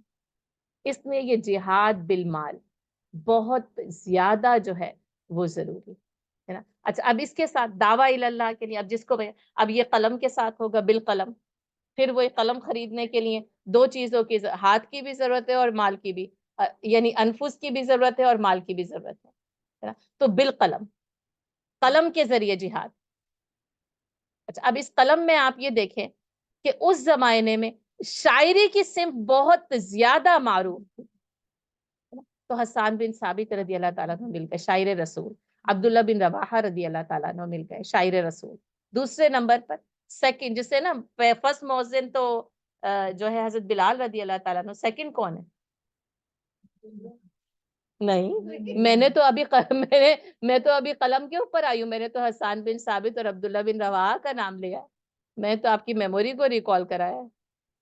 چلے ہوم ورک، ٹھیک ہے ہوم ورک ہے، چلے آگے چلتے ہیں. نہیں بس صحیح نام چاہیے مجھے، ٹھیک ہے. اچھا اب یہ دیکھیں کہ یعنی ایک ہوتا ہے نا فرسٹ نمبر، پھر اس کے بعد سیکنڈ بھی تو ہوتا ہے نا. اگر وہ نہیں ہوگا تو کون اذان دے گا؟ پھر اسسٹنٹ مؤذن بھی ہوتے ہیں نا ہمارے پاس، اسسٹنٹ امام بھی ہمارے پاس ہوتے ہیں. تو بہرحال آپ صلی اللہ علیہ وسلم ان لوگوں سے کیا فرماتے ہیں؟ تم شعر کہو نا، تمہارے اشعار کافروں کے حق میں تلوار سے زیادہ تیز ہیں نا. اور دعا کی کہ اے اللہ روح القدس سے اس کی مدد فرما، حضرت جبرائیل علیہ السلام سے اس کی مدد فرما. اب اس زمانے میں کیونکہ عروج پہ تھی اور ان کے لیے وہ زبان دانی کا فن شاعری میں تھا، تو اب آپ دیکھ لیں وہ شاعری ہو، وہ نثر ہو، وہ تقریر ہو جو لکھی جائے، وہ میڈیا ہو جو اس وقت اپنے عروج پر ہے. اب اس وقت تو میڈیا پہ وار جو ہے نا وہ لڑی جا رہی ہے اور جیتی جا رہی ہے، ایک میدان جنگ میں ہے، لیکن ایک قلم کے ذریعے جو کی جائے گی کہ جو کچھ جو ہے وہ لکھا جائے نا. اچھا اس کے جو لکھا جائے اب اس کو کہنے کے لیے تقریر کی ضرورت ہے. جہاد باللسان جس کو ہم کبھی کہتے ہیں نا تحریر کے ذریعے، تقریر کے ذریعے. اب آپ اس کو دیکھ لیں وعظ کے ذریعے، جو میں نے آپ کو جو آیت بتائی نا کہ ادعو الی سبیل ربک بالحکمت والموعظۃ الحسنۃ، اس کے لیے موعظۃ الحسنہ کی ضرورت ہے نا. بہت زیادہ جو ہے نا بہترین وعظ کی ضرورت ہے. اور آپ صلی اللہ علیہ وسلم کے خطبات دیکھ لیں، آپ کے مواعظ اور وعظ دیکھ لیں. آپ میدان جنگ میں بھی فرماتے ہیں، میدان جنگ سے پہلے والی رات میں بھی فرماتے ہیں، میدان جنگ سے واپسی میں بھی فرماتے ہیں، جمعے کے خطبے میں بھی فرماتے ہیں، عیدین کے خطبے میں بھی فرماتے ہیں. جب کوئی مسئلہ ہوتا ہے آپ صلی اللہ علیہ وسلم کیا کرتے ہیں؟ اور آپ دیکھیں ہم نے اخلاق نبی صلی اللہ علیہ وسلم کے پہلو میں سب سے پہلے گفتگو سے شروع کیا، فصاحت اور بلاغت سے شروع کیا. یہ ضروری ہے کہ یہ یعنی بالقلم یعنی لکھا جانا، اور پھر اس کے بعد جو ہے وہ اگر وہ لکھا گیا ہے تو اس کو بولنا، یا اگر کسی کو لکھنا نہیں آتا لیکن اس کو بولنا آتا. تو اسی لیے آپ کہتے ہیں کہ تحریر سے، تقریر سے، اپنے ہاتھوں سے، اپنے قدموں سے، اپنی سوچ سے بھی، یہ جو بالعلم تھا نا یہ یوں سمجھنے کہ سوچ اور فکر کے زاویوں کو علم کی راہوں سے درست کرنا. اس جہاد میں نا ہر چیز انوالو ہوگی، یاد رکھیے گا ہے نا. امت مسلمہ نا یعنی خاموش تماشائی کبھی بھی نہیں ہو سکتی، نہ رہی ہے. بات وہ یہ نا ساری دلچسپی اور محور کا مرکز کیا دنیا بن گئی، اس کی ترقی بن گئی. اگر دین بن جائے نا اور دین کی ترقی بن جائے تو پھر میں اور آپ خاموش نہیں بیٹھ سکتے. ہر جس کو کہتے ہیں نا ہر فرد ہے ملت کے مقدر کا ستارہ. یعنی علم میں فکر ہے نا، یعنی میں نے آپ کو بتایا کہ علم میں آپ فکر کو بھی، یعنی سوچ اور فکر سنورے گی، درست ہوگی، اور پھر جب یہ علم جب یہ عمل میں ڈھلتا چلا جائے گا نا، تو پھر تقریریں اور تحریریں آپ دیکھیں، یہ جو تقریر میں نے آپ کو کہا، یہ جو شاعری میں نے آپ کو کہا، کتابیں بھی آپ اس کے اندر لکھیں گے، کتابیں ہیں، تفاسیر لکھے، احادیث لکھی گئیں کہ نہیں لکھی گئیں؟ جہاد بالقلم ہو رہا تھا نا، اگر احادیث قلم بند نہ کی جاتی تو آج کیسے کیسے پڑھ سکتی تھی میں نے تو صرف کتاب کا صفحہ آپ کے سامنے پڑھ کر وہ جنہوں نے اکٹھا کیا انہوں نے کیا اصل جہاد بالعلم یا بالقلم، کہ جنہوں نے لکھا ہے وہ امام بخاری رحمت اللہ علیہ، جو 7 لاکھ احادیث کو زبانی یاد کرتے ہیں، 7,000 کو قلم بند کرتے ہیں، یہ ان کا وہ جہاد، جس کے پاس جو صلاحیت ہے یاد رکھیے وہ اس کے ذریعے کوشش کرے گا۔ آپ دیکھ لیں خواتین صرف پٹی باندھ سکتی ہیں تو وہ پٹی باندھنے کے لیے نکل آئیں گی، وہ تلوار چلا سکتی ہیں تلوار، وہ اپنے بچوں کو مجاہد بنا کر بھیجیں گی، وہ کر سکتی ہیں، یعنی جو بھی کوئی جو کچھ کر سکتے وہ بکری کے بچے ذبح کر کے کھانا پکا کر مجاہدین کو کھلا سکتی ہیں، وہ کام کریں گی، وہ ان کی ذرائع بنا سکتی ہیں، وہ ذرائع بنائیں گی، وہ کچھ بھی ان کو پرووائڈ کر سکتی ہیں نا، وہ ان کو وہ پرووائڈ کریں گی، جس کے پاس جو صلاحیت ہے وہ اس سے کام۔ اب یہ نہیں کہ میرے پاس کوئی ہزاروں ڈالر لاکھوں ڈالرز ہوں گے تو میں کر سکتی ہوں ورنہ میں نہیں کر سکتی، یہ بالکل ایک غلط فہمی ہے کہ صرف مال کے ذریعے نہیں کی ہو سکتی ہے۔ کچھ آپ دیکھیں وہ عورت جو اپنے 3 ماہ یا 6 ماہ کے بچے کو رسول اللہ صلی اللہ علیہ وسلم کے سپرد کرتی ہے، کہتے ہیں یہ کیا کرے گا؟ اللہ کے رسول اسے ڈھال بنا لیجئے گا۔ یہ جذبہ جب نہ مائیں اپنے بچوں کو اللہ کی راہ میں کٹانے کے لیے تیار ہو جائے، اپنا سر بھی اور اپنی قوم کا سر جب وہ کٹتا ہے نا، تو پھر وہ جو ہے نا، جس کو کہا نا جو شہید کی جو موت ہے وہ قوم کی حیات ہے، قوم کی حیات نا جانوں کی قربانی سے بنتی، اور امت مسلمہ نے یہ قربانی ہم دیکھ رہے ہیں، ہم نے پورے رحیق المختوم میں پڑھا، آپ دیکھیں کبھی کبھی آپ سوچنے لگتے ہیں بس جب غزوات شروع ہوتے ہیں تو بس غزوات ہی چلتے چلے جاتے ہیں آگے، کیوں؟ اس اعلائے کلمت اللہ کے لیے ہر طریقے سے ہر کسی نے کوشش کی ہے، تو بالقلم ہو، آپ کا بول ہو، آپ کی موعظۃ الحسنہ ہو، جب بولنا ہو ضرور بولنا چاہیے، اس وقت خاموشی نہ جرم ٹھہرتی ہے، اور یہی بات ہے کہ یہ یعنی آج امت کی تباہی اور بربادی کا ایک سبب نا اچھے لوگوں کی کمی نہیں ہے، اچھے لوگوں کی خاموشی، ان کا خاموش ہونا ہے، زباں بندی ہے، ہم کہتے ہیں بس خاموشی اختیار کی جائے، نہیں، جس وقت بولنا ہے اس وقت نا حق کے لیے آواز بلند کرنا، یہ باللسان ہے، اور اس میں پھر نبی صلی اللہ علیہ وسلم کی وہ حدیث کہ جب کوئی شخص کسی برائی کو دیکھے تو کیا کرے، اس کو بالید، بالقوہ، ہاتھ سے جو ہے نا وہ روکا جائے گا، دوسرے نمبر پر ہاتھ سے روکنے کی طاقت ہے باللسان، زبان سے اس کو روکو، کہ اب اس کی بھی طاقت نہ رہے تو بالقلب، دل میں اس کے کو برائی جانو، اور اس کے بعد ایمان کا کوئی درجہ ہے ہی نہیں، ذالک اضعف الایمان، صرف دل میں برائی جاننا ایمان کا کمزور ترین درجہ ہے، اور کہا اس کے بعد تو ایمان ہے ہی نہیں، اگر دل میں بھی برا نہ جانا تو ایمان کس بات کا باقی رہا۔ آپ دیکھیں ہم چیزوں کو دیکھتے ہیں، برا بھی نہیں مانتے، اس میں انوالو بھی ہو جاتے ہیں، اس میں شاباشیاں بھی دے دیتے ہیں، اور بس پھر اس کے بعد جو ہے نا پھر واپس پلٹ جاتے ہیں، نہ کوئی غم ہوتا ہے، نہ آنسو بہتے ہیں، نہ ہی جو ہے نا وہ میرے اور آپ کے پاس جو ہے نا وہ کوئی کوشش ہوتی ہے۔ اچھا اب ان سب چیزوں کے ساتھ یعنی علم بھی آ گیا، مال بھی آ گیا، تحریر بھی آ گئی، تقریر بھی آ گئی نا، پھر اس کے ساتھ جو ہے نا وہ کیا ہے، بالعمل ہے۔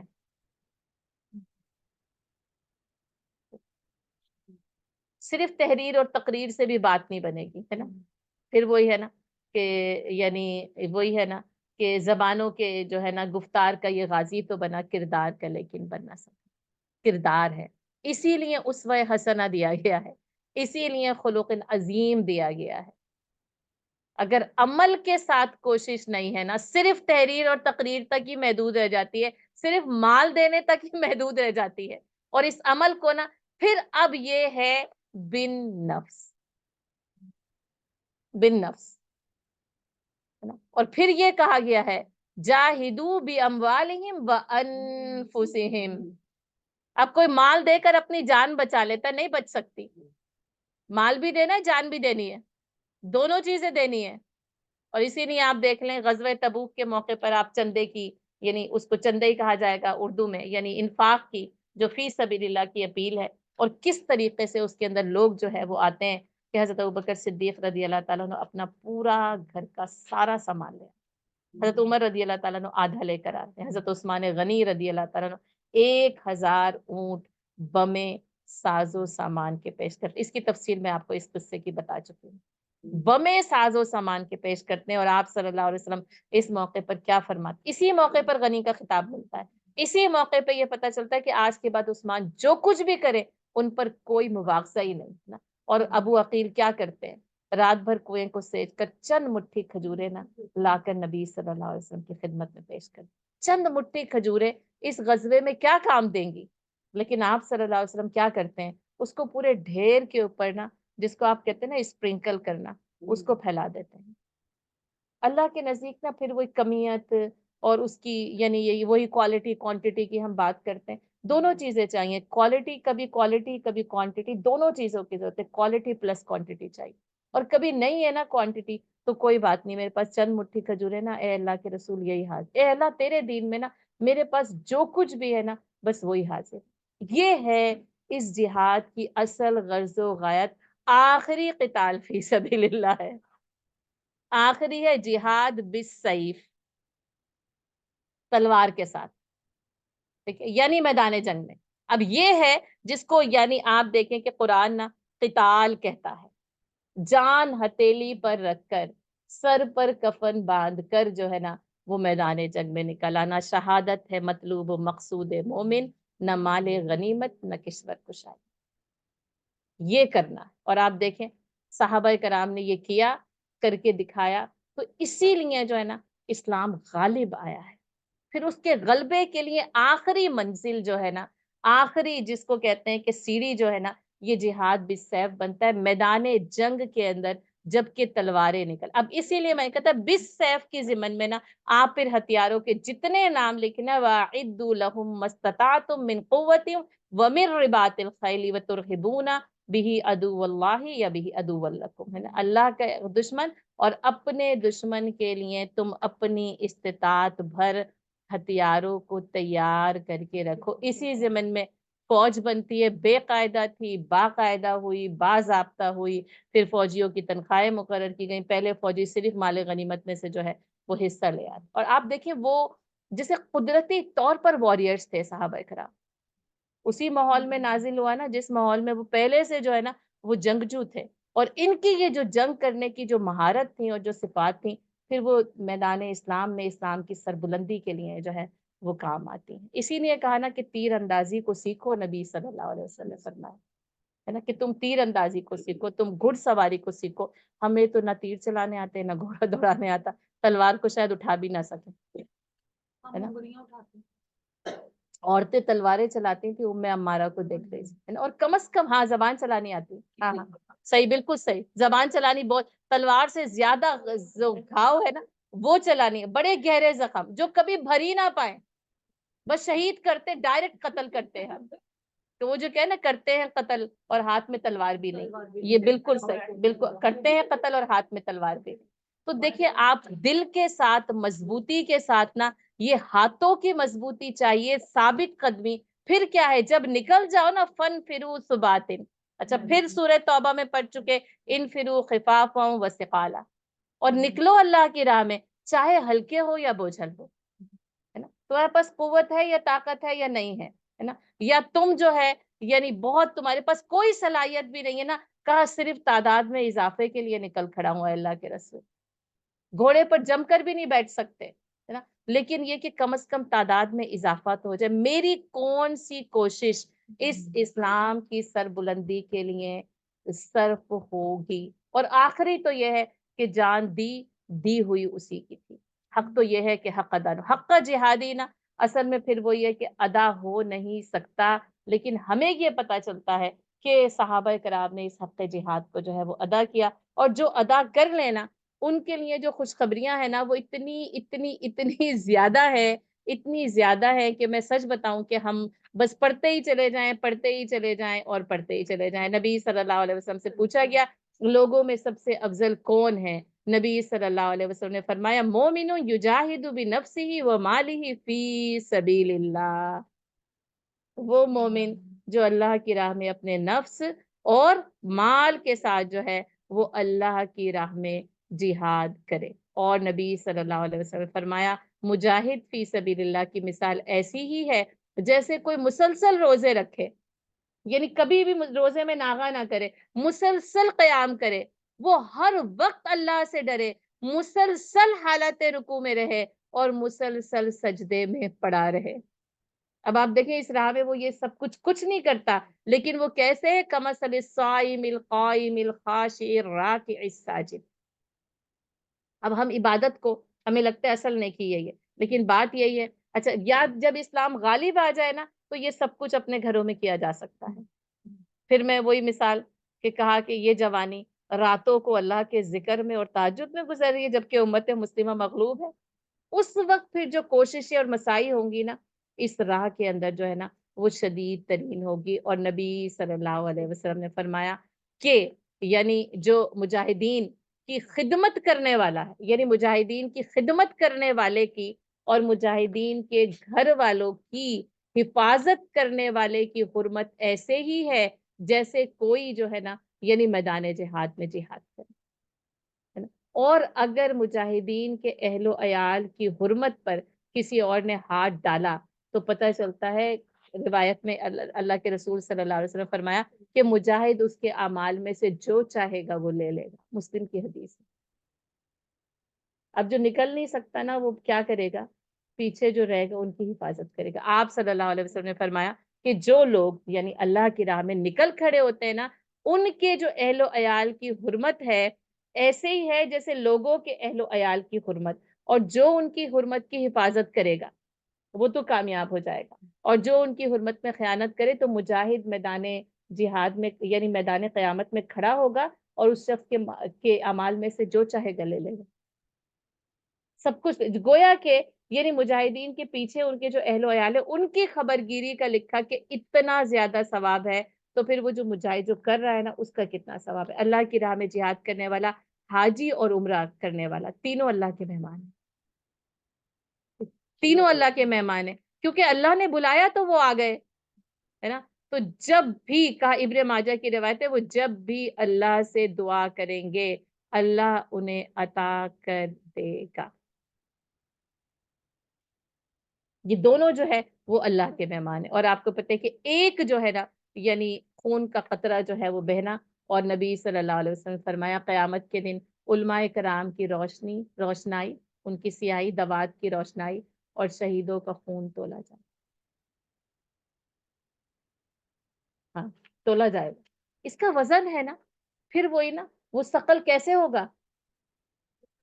جو ظاہر سی بات اللہ کی راہ میں نکلے اور جو ہے نا وہ خون جو ہے وہ بہا دے۔ اچھا یہ مجاہد اور شہید کی ایک الگ ہے، اب جو اللہ کی راہ میں جان دیتا ہے اس کا بلند ترین درجہ سب سے، یعنی پھر وہی جو ہے نا کہ انبیاء ہیں صدیقین کے بعد شہداء کا درجہ آتا ہے، یاد رکھیں چوتھا درجہ الصالحین، ٹھیک ہے نا، النبیین والصدیقین والشہداء والصالح، یعنی صدیقیت کے بعد حضرت ابوبکر صدیق رضی اللہ تعالیٰ عنہ کے بعد نا یعنی تیسرا درجہ ہے نا جو شہادت کا ہے۔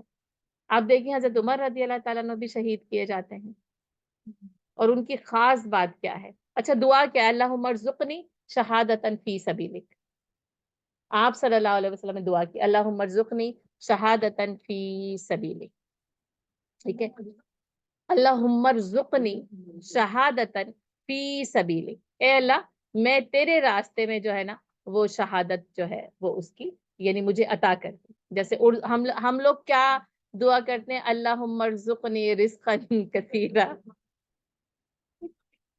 اللہم ارزقنی رزقا واسعا حلالا طیبا رزقا کریما، ساری دعائیں رزق کریم کے لیے ہے نا، اور یہاں پر جو دعا ہے نا اللہم ارزقنی، بتانا یہ ہے کہ صرف رزق نہیں بلکہ شہادتاً فی سبیل، ہے نا، اللہ کی راہ میں شہادت۔ اچھا حضرت عمر رضی اللہ تعالیٰ عنہ یہ دعا کیسے کرتے تھے؟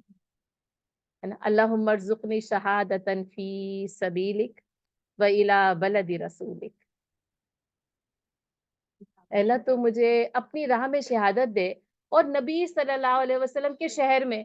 اچھا لوگ یہ کہتے تھے یہ دعا بہت عجیب ہے کیونکہ اب مدینے میں شہادت نہیں ہو سکتی. وجہ کیا تھی؟ غالب ہو گیا نا، اب جنگ مدینہ میں ہے ہی نہیں. فتح مکہ کے بعد اب مدینہ میں کوئی جنگ نہیں ہے، ساری جنگیں جو ہے وہ سارے علاقوں میں پھیل گئی، مدینے میں جنگ نہیں ہے.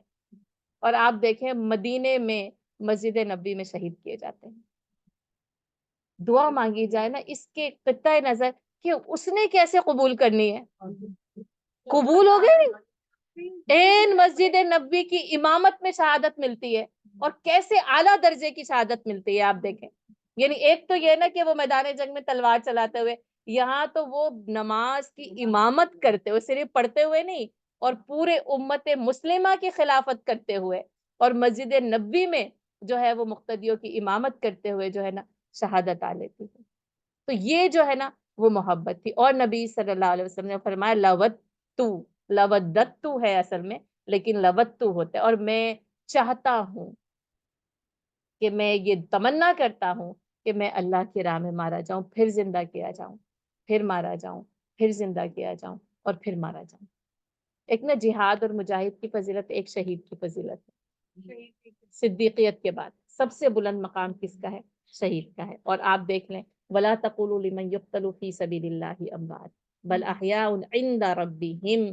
اور لیکن تمہیں جو ہے وہ اس کا شعور نہیں، بلکہ یہ کہا کہ وہ یرزقون عند ربہم، وہ اپنے رب کے پاس رزق جو ہے نا وہ پاتے ہیں. یہ جو ہے نا ابھی سے کہہ دیا گیا بل احیاء عند ربہم، ہے نا، بلکہ عند ربہم یرزقون، بلکہ وہ اپنے رب کے پاس جو ہے وہ رزق پاتے ہیں. اس لیے آپ صلی اللہ علیہ وسلم نے فرمایا کہ شہداء کی روحیں سبز پرندوں کی شکل میں عرش کے قریب قندیلوں میں لٹکی رہتی، اور یعنی اڑتی پھرتی ہے، جب چاہتی ہیں جنت میں سیر کے لیے چلی جاتی ہیں، پھر ان قندیلوں میں واپس آ جاتی ہیں. اللہ تعالیٰ نے ایک بار ان کے رب نے ان سے پوچھا تمہاری کوئی خواہش ہے؟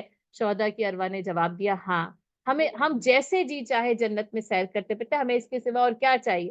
کہا کہ کیا اور؟ تو کہا کہ ہاں، ہماری روحوں کو ہمارے جسموں میں لوٹا دے تاکہ ہم پھر تیری راہ میں قتل کیے جائیں.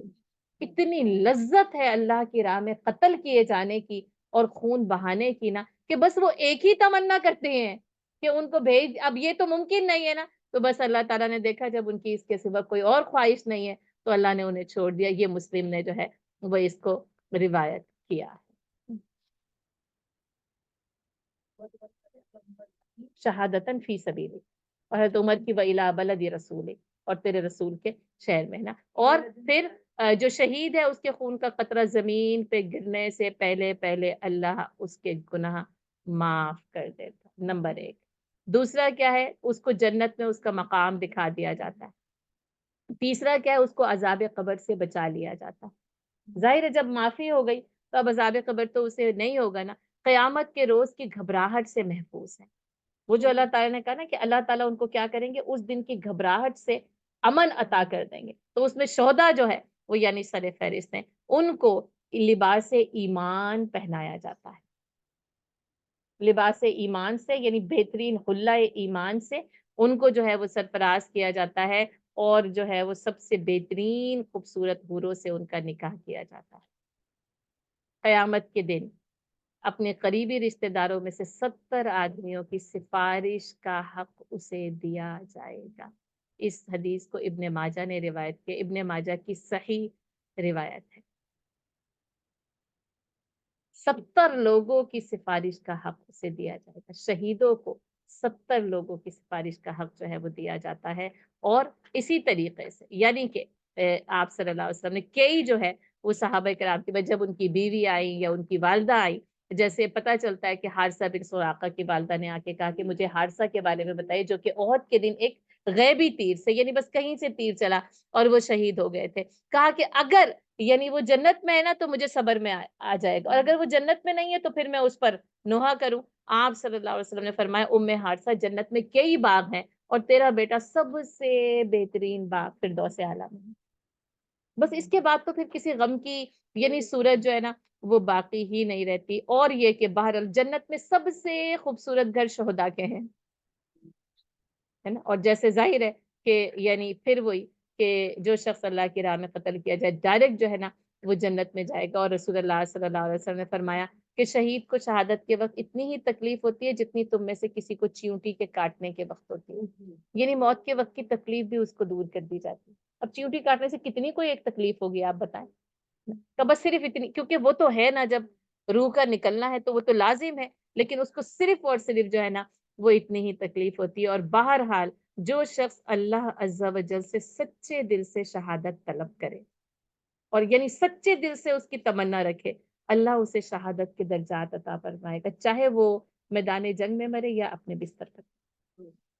اسے نسائی نے روایت کیا، صحیح حدیث۔ اسی لیے حضرت خالد بن ولید رضی اللہ تعالیٰ عنہ کا بہترین واقعہ ہے نا، کہا جو لوگ میدان جنگ میں مرنے سے ڈرتے ہیں، اور سب کو یہ پیغام دیا قیامت تک کے انسانوں کو کہ جو میدان جنگ میں مرنے سے ڈرتے ہیں انہیں میرا یہ پیغام پہنچا دینا، میری ساری زندگی گھوڑے کی پیٹھ پر گزری، میرے جسم پر کوئی ایک یعنی حصہ ایسا نہیں جس پر تیر اور تلوار کے نشانات نہیں ہیں، لیکن میں بستر پر اونٹ کی طرح مر رہا ہوں، مجھے میدان جنگ میں شہادت، لیکن تمنا سے شہادت کا درجہ مل جائے۔ ایک تو وہ ہے، اب وہ جو تمنا ہوتی ہے یہی ہوتی ہے کہ گلا کاٹا جائے اور میں شہید ہوں، لیکن اگر نہیں تو چاہے وہ اپنے بستر پر طبعی موت پر، وَإِن مَاتَ عَلَىٰ فِرَاشِهِ، چاہے وہ اپنی، اس لیے تمنا ضرور رکھنی چاہیے، ہے نا، کیونکہ اب کیا ہے کہ وہ جو ہے نا کہ دل سے تمنائیں بھی رخصت ہو گئی نا، خواہشات بھی رخصت ہو گئی ہیں، یہ جذبہ بھی رخصت ہو گیا، ہم نے اس کو تھپکی دے دے کے نا بلکہ سلایا نہیں، مار ڈالا ہے، ہم نے قتل کر دیا، یا غلط رخ پہ مڑ گیا ہے یا صحیح رخ پر جو ہے نا وہ چلتا ہی نہیں ہے اور جاتا ہی نہیں۔ اللہم ارزقنی شہادتاً فی بلدی رسولک، اور اللہم ارزقنی شہادتاً فی سبیلک۔ تو بہرحال اور بہت بہت بہت بہت کچھ ہے، لیکن بات کیا ہے کہ جس کو کہتے ہیں نا کہ بس اتنا ہی مجھے اور آپ کو فی اللہ حق جہادی ہی میں سمجھ آ جائے نا، تو میرے اور آپ کے لیے جو ہے نا وہ کافی ہو جائے۔ جہاد سے اعراض کی سزا، عذاب علیم ٹھیک ہے، یعنی ظاہر ہے کہ اب یعنی اگر ہم کہیں کہ اتنا ہے، اگر نہ کریں گے نا تو پھر کیا ہوگا، تو سب سے زیادہ نا جس میں اس کی سزا جو سب سے زیادہ بتائی گئی ہے نا وہ عذاب علیم بتایا گیا، کہ اگر تم نے ومن یتولا، اور اگر تم نے اس سے منہ پھیرا تو بس پھر کیا ہے، عذابا علیما، وَإِن يَتَوَلَّوْا يُعَذِّبْهُمُ اللَّهُ عَذَابًا عَلِيمًا فِي الدُّنْيَا وَالْآخِرَةِ، دنیا اور آخرت دونوں میں جو ہے نا وہ عذاب علیم ہے۔ اور یہ سورہ توبہ کی آیہ نمبر 74 ہے۔ ہاں لیکن اچھا دیکھیں، اچھا اب اس کے اندر کیا سمجھنا ہے، پھر دنیا میں بھی کیا سزا ملتی ہے کہ مغلوب رہتے ہیں، غالب نہیں ہوتے۔ یہ دردناک عذاب ہے امت مسلمہ کے لیے کہ وہ غالب نہ ہو، مغلوب، یا وہ یعنی امت مسلمہ آج کی ہو یا بنی اسرائیل پرانی امت مسلمہ، اس کا سب سے بڑا عذاب کیا ہے کہ وہ غالب ہو جائے، مغلوب نہ ہو، مغلوب ہو غالب نہ ہو، اس لیے کہ غلبہ اس امت کا مقدر، اور اس جہاد کے ذریعے جو ہے وہ غلبہ ملے گا۔ اب یہ جو راستہ ہے نا متعین کر دیا گیا، اور پھر اس واقعے کو بھی یاد کر لیں جب حضرت موسیٰ علیہ السلام نے کہا تھا جہاد کرنا ہے، تو فَاذْهَبْ أَنْتَ وَرَبُّكَ فَقَاتِلَا إِنَّا هَاهُنَا قَاعِدُونَ۔ اچھا وہ جہاد نہیں، ویسے قتال تھا، جہاد اور قتال کا فرق سمجھیے، قتال پھر بالسیف کے ساتھ ہوگا، ہتھیاروں کے ساتھ ہوگا، میدان جنگ میں جو ہے نا وہ نکل کر ہی جو ہے وہ ہو سکتا ہے، ٹھیک ہے۔ اور پھر اس کے اندر سب سے زیادہ جو عذاب بتایا گیا ہے نا وہ عذاباً علیمہ جو ہے نا وہ بتایا گیا ہے، کہ بس اگر یہ نہیں کریں گے نا تو پھر جو ہے نا وہ عذاب علیم جو ہے وہ ملے گا۔ اور سورہ توبہ نا اس میں بہت خاص جو ہے وہ اہمیت جو ہے وہ رکھتی ہے، ٹھیک ہے۔ اور اس میں جیسے منافقین کے لیے بھی، وہ جو کہ اعراض کرتے ہیں اور وہ جو کہ انکار کر دیتے ہیں نا، ان سب کے لیے نا بس اللہ تعالیٰ یہی کہتا ہے کہ بس کیا ہے کہ عذاب علیم، عذاب علیم، عذاب علیم۔ اور میدان جنگ سے پیٹ پھیرنے کی ایک تو یہ کہ گناہ کبیرہ ہے، اور اس کی جو سزا ہے نا وہ بھی جو ہے وہ یہی بتائی گئی ہے کہ ایک تو یہ کہ وَطُبِعَ عَلَىٰ قُلُوبِهِمْ، ان کے دلوں پر جو ہے نا وہ مہر لگا دی جائے گی۔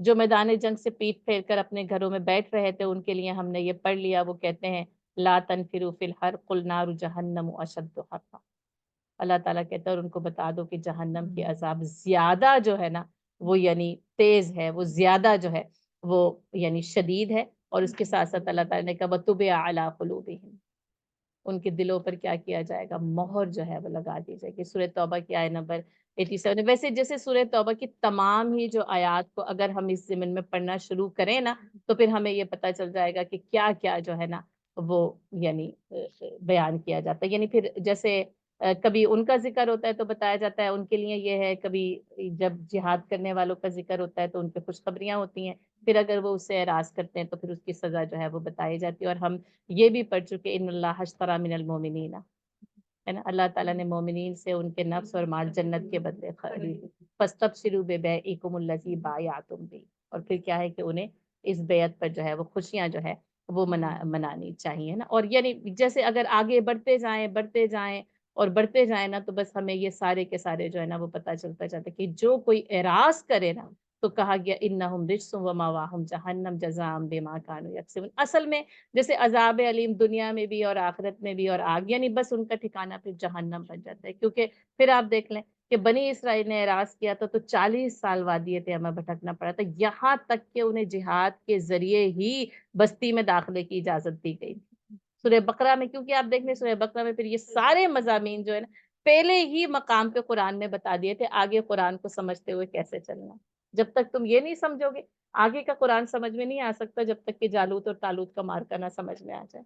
اور وہ کس لیے ہوتا 40 سال وادی تیہہ میں بھٹکنے کی وجہ۔ تو دنیا کا عذاب کیا ہے کہ پھر بھٹکتے پھرو گے، ہے نا، پھر وہ اسلامی جھنڈے تلے جمع نہیں ہو سکتے جب تک کہ پھر واپس اسی جہاد کے ذریعے جو ہے نا وہ غلبہ نہ ہو۔ کیونکہ یہ دیکھ لیں کہ یہ غلبہ صرف اور صرف جو ہے وہ جہاد کے ذریعے ممکن ہو سکتا، کوئی اور راستہ نہیں، ٹھیک ہے، کیونکہ پھر وہ دشمن امن سے رہنے نہیں دے گا۔ یا تو ایسا تھا کہ نبی صلی اللہ علیہ وسلم صفا کے میدان پہاڑی پہ کھڑے ہوئے، اعلان کیا، سب نے بات مان لی تو بس اعلان کلمت اللہ ہو گیا تھا۔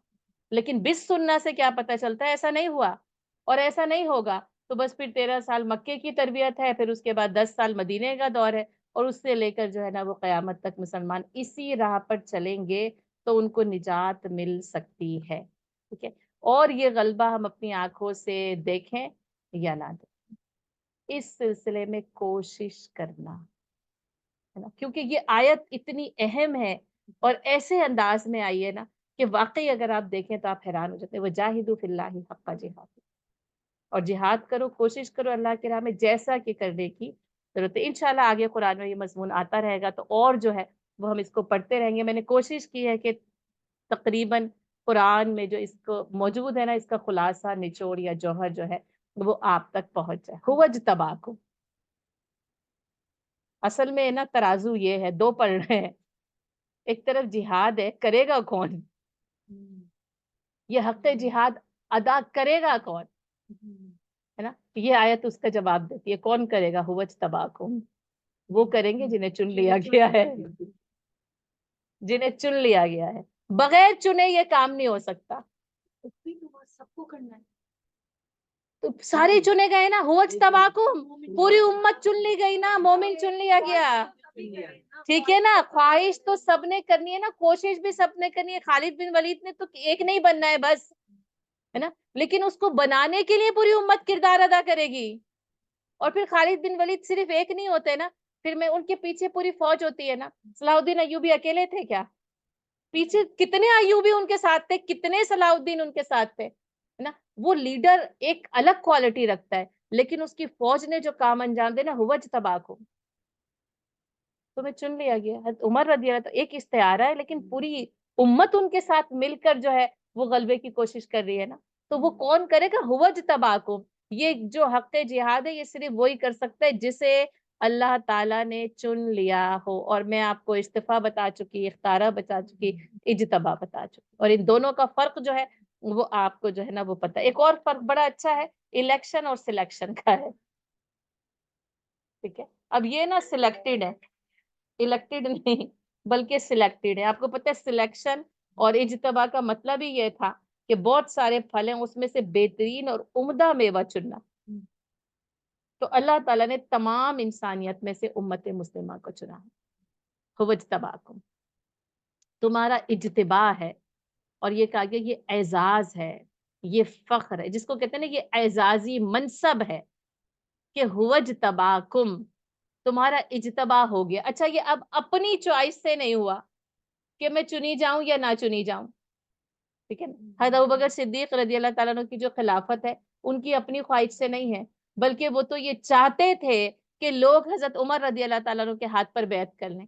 اور حضرت عمر رضی اللہ تعالیٰ نے جب یہ بھانپ لیا کہ یہ چاہتے ہیں تو انہوں نے کیا چالاکی کی. ٹھیک ہے، میں یہ لفظ کیوں استعمال کر رہی ہوں کہ ان کی اسمارٹنیس آپ دیکھیں. انہوں نے اس سے پہلے حضرت ابوبکر صدیق رضی اللہ تعالیٰ عنہ کا ہاتھ پکڑ لیا اور کہا لوگوں اپنے خلیفہ پر بیعت کرو، ورنہ وہ ان کا ہاتھ پکڑ لیتے اور لوگ ان کے ہاتھ پہ بیعت کر لیتے. اور آپ دیکھیں یہ منصب اتنا مشکل تھا کہ حضرت عمر جیسا شخص رضی اللہ تعالیٰ عنہ ڈرتا، اور ساری اپنی 12 سال کی خلافت میں یہ ڈرتے رہے کہ میں اللہ کے سامنے اس منصب کا جواب مجھے دینا ہے، ذمہ داری مجھے دینا ہے. اور یہ ہوج تباکم کہ اگر مجھے چن لیا گیا تو جواب دینا ہے. اب پوری امت مسلمہ چن لی گئی، اب آپ دیکھیں کہ کتنا اس کو حساب کتاب دینا ہے. ایک حساب کتاب انفرادی ہے، یاد رکھیے گا، اور ایک حساب کتاب اجتماعی ہوگا. اجتماعی حساب کتاب جب امت مسلمہ کا ہوگا نا تو ہر کوئی اس امت مسلمہ کے ضمن میں وہاں کھڑا ہوا ہوگا. اور ویاتی ہی یوم القیامت فردا، الگ الگ انفرادی حساب کتاب الگ الگ ہے. تمہاری اپنی زندگی کیسے گزری اور ایک پوری امت مسلمہ کا حساب کتاب الگ. بحیثیت امت جواب دہی کرنی پڑے گی، اس لیے چنا گیا. یہ نا ایک اعزاز ایسا نہیں ہے کہ اس کو سجا کر دیوار پر ٹانگ دیا جائے، ہر آنے جانے والے کو دکھایا جائے مجھے یہ لقب ملا ہے. بہت مشکل، بہت نازک ترین جو ہے نا منصب ہے، بہت اہم ہے، بہت مشکل ہے، بہت نازک ہے. ہوج تباکم، تمہیں چن لیا گیا ہے. ہمارا اپنا انتخاب نہیں ہے، ہمارا ویسے بھی اپنا انتخاب نہیں ہے. وہ جو حق کو پہچان کر قبول کرتے ہیں نا وہ تو پھر بھی کہہ سکتے ہیں ہم نے خود سے جو ہے وہ اسلام کو چنا ہے. میرے اور آپ کے پاس تو وہ چوائس بھی نہیں تھی، ہمیں تو اسلام موروثی طور پر ملا ہے. تو وجتباکم، اب جسے چاہے موروثی طور پر مل جائے یا وہ جا کر قبول کر لے، سب کو جو ہے نا وہ اللہ تعالیٰ نے کیا کیا چن لیا. وما جعل علیکم فی الدین من حرج، اور اللہ تعالیٰ نے تمہارے اس دین میں کوئی حرج نہیں رکھا. اس کا مطلب علماء کرام نے یہی بتایا کہ اس دین میں نا کوئی سختی نہیں رکھی گئی، یعنی کوئی تنگی نہیں رکھی گئی، جس کو کہا نا لا اکراہ فی الدین. اسی طرح کی یہ آیت ہے لکم دینکم ولی دین. ٹھیک ہے، اب کیا ہے کہ اس میں اچھا کوئی تنگی اور سختی نہیں ہے. ٹھیک ہے، اچھا دوسری بات کیا ہے کہ اس میں یہ فرمایا کہ اس میں ایسی تنگی اور سختی نہیں ہے جیسے کہ بنی اسرائیل کے پاس تھی. ان کا جو شریعت تھی بڑی سخت، یا جس کو آپ کے سخت ترین احکامات. تو اللہ تعالیٰ نے تمہارے اس قانون میں کوئی سختی اور تنگی رکھی نہیں. اللہ تعالیٰ الدین یسر. ٹھیک ہے، اس سلسلے میں مجھے اور آپ کو کیا پتہ چلتا ہے کہ الدین جو ہے وہ یسر ہے، کہ دین جو ہے وہ آسانی کا نام ان کا.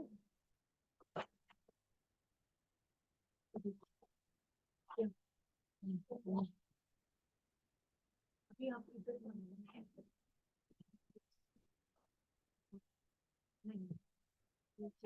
نہیں بک کے نیچے دیکھیں آپ نے دیکھ کے انہوں نے کہا تھا نا.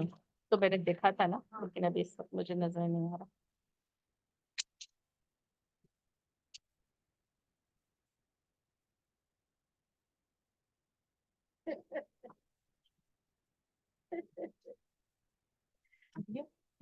تو حضرت ابن عباس رضی اللہ تعالیٰ عنہ فرماتے ہیں کہ تنگی سے مراد وہ سخت اور شدید احکامات ہیں جو بنی اسرائیل پر عائد کیے گئے تھے، جن کو قرآن میں اسر اور جو ہے وہ اغلال سے تعبیر کیا گیا ہے.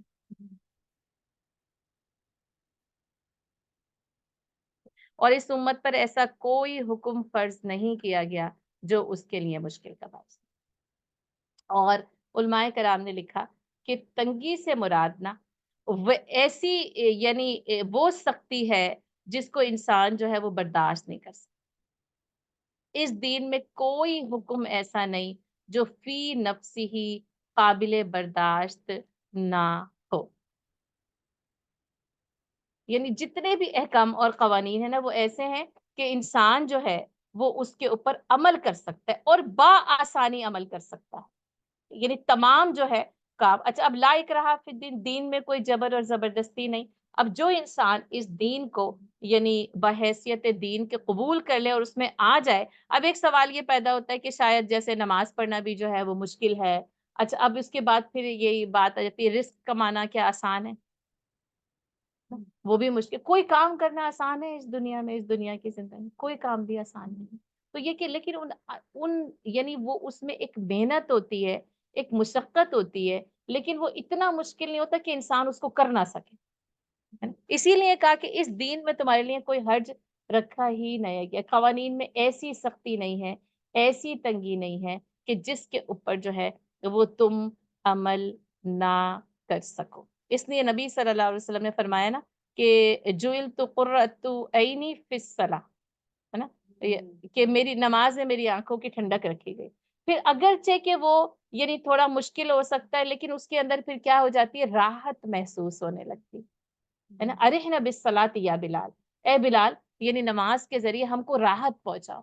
پھر انسان نا اس میں ایک لذت جب آتی ہے نا، تو پھر اس کے بعد جو ہے نا وہ انسان اس لذت کے ساتھ نا وہ کام کرتا چلا جاتا ہے، کرتا چلا جاتا ہے. یہ دین کی یعنی جو سمجھ ہے نا اور اس کی جو پہچان ہے، یہ ایسی لذت ہے کہ پھر دنیا کی کسی اور چیز کی جو ہے نا جو پہچان ہے یا سمجھ ہے وہ انسان کو یعنی مشکل لگتی ہے یا وہ اس سے کنارہ کشی اختیار کرتا ہے، اور پھر وہ دین کے اندر نا جیسے محو ہو جاتا ہے، وہ ڈوب جاتا ہے اس دین کے اندر. یہ مطلب ہے اس کا کہ اس میں کوئی حرج نہیں ہے. اللہ تعالیٰ نے کیا کیا ہے، تمہارے لیے آسانی کا ارادہ کیا ہے. اللہ تعالیٰ نے الدین و یسر، یہ دین جو ہے اتنا آسان ہے، اور اس میں ہر زمانے میں ہر حال میں ہے نا زندگی کے ہر مراحل میں اس پر عمل موجود ہے. یہ بادشاہ کے لیے بھی ہے، یہ فقیر کے لیے بھی ہے، یہ عورت کے لیے بھی ہے، یہ مرد کے لیے، یہ بچے کے لیے بھی ہے، بوڑھے کے لیے بھی ہے، اور ضعیف کے لیے. ہر کسی کے لیے نا اس کے اندر جو ہے نا وہ قوانین موجود ہیں. ملت ابیکم ابراہیم، تمہارے باپ ابراہیم علیہ السلام کی جو ہے وہ ملت. اور جیسا کہ انا دعوت ابی ابراہیم، نبی صلی اللہ علیہ وسلم نے کیا فرمایا، میں اپنے باپ ابراہیم کی دعا کا نتیجہ، اس لیے ان کو ابو الانبیاء بھی کہا جاتا ہے. ٹھیک ہے، اور جیسے ظاہر ہے پھر حضرت آدم تو پھر پورے جو ہے نا وہ باپ پورے جو ہے وہ نسل انسانی کے باپ بنتے ہیں، لیکن یہ کہ ان کو ابو الانبیاء بھی کہا جاتا ہے.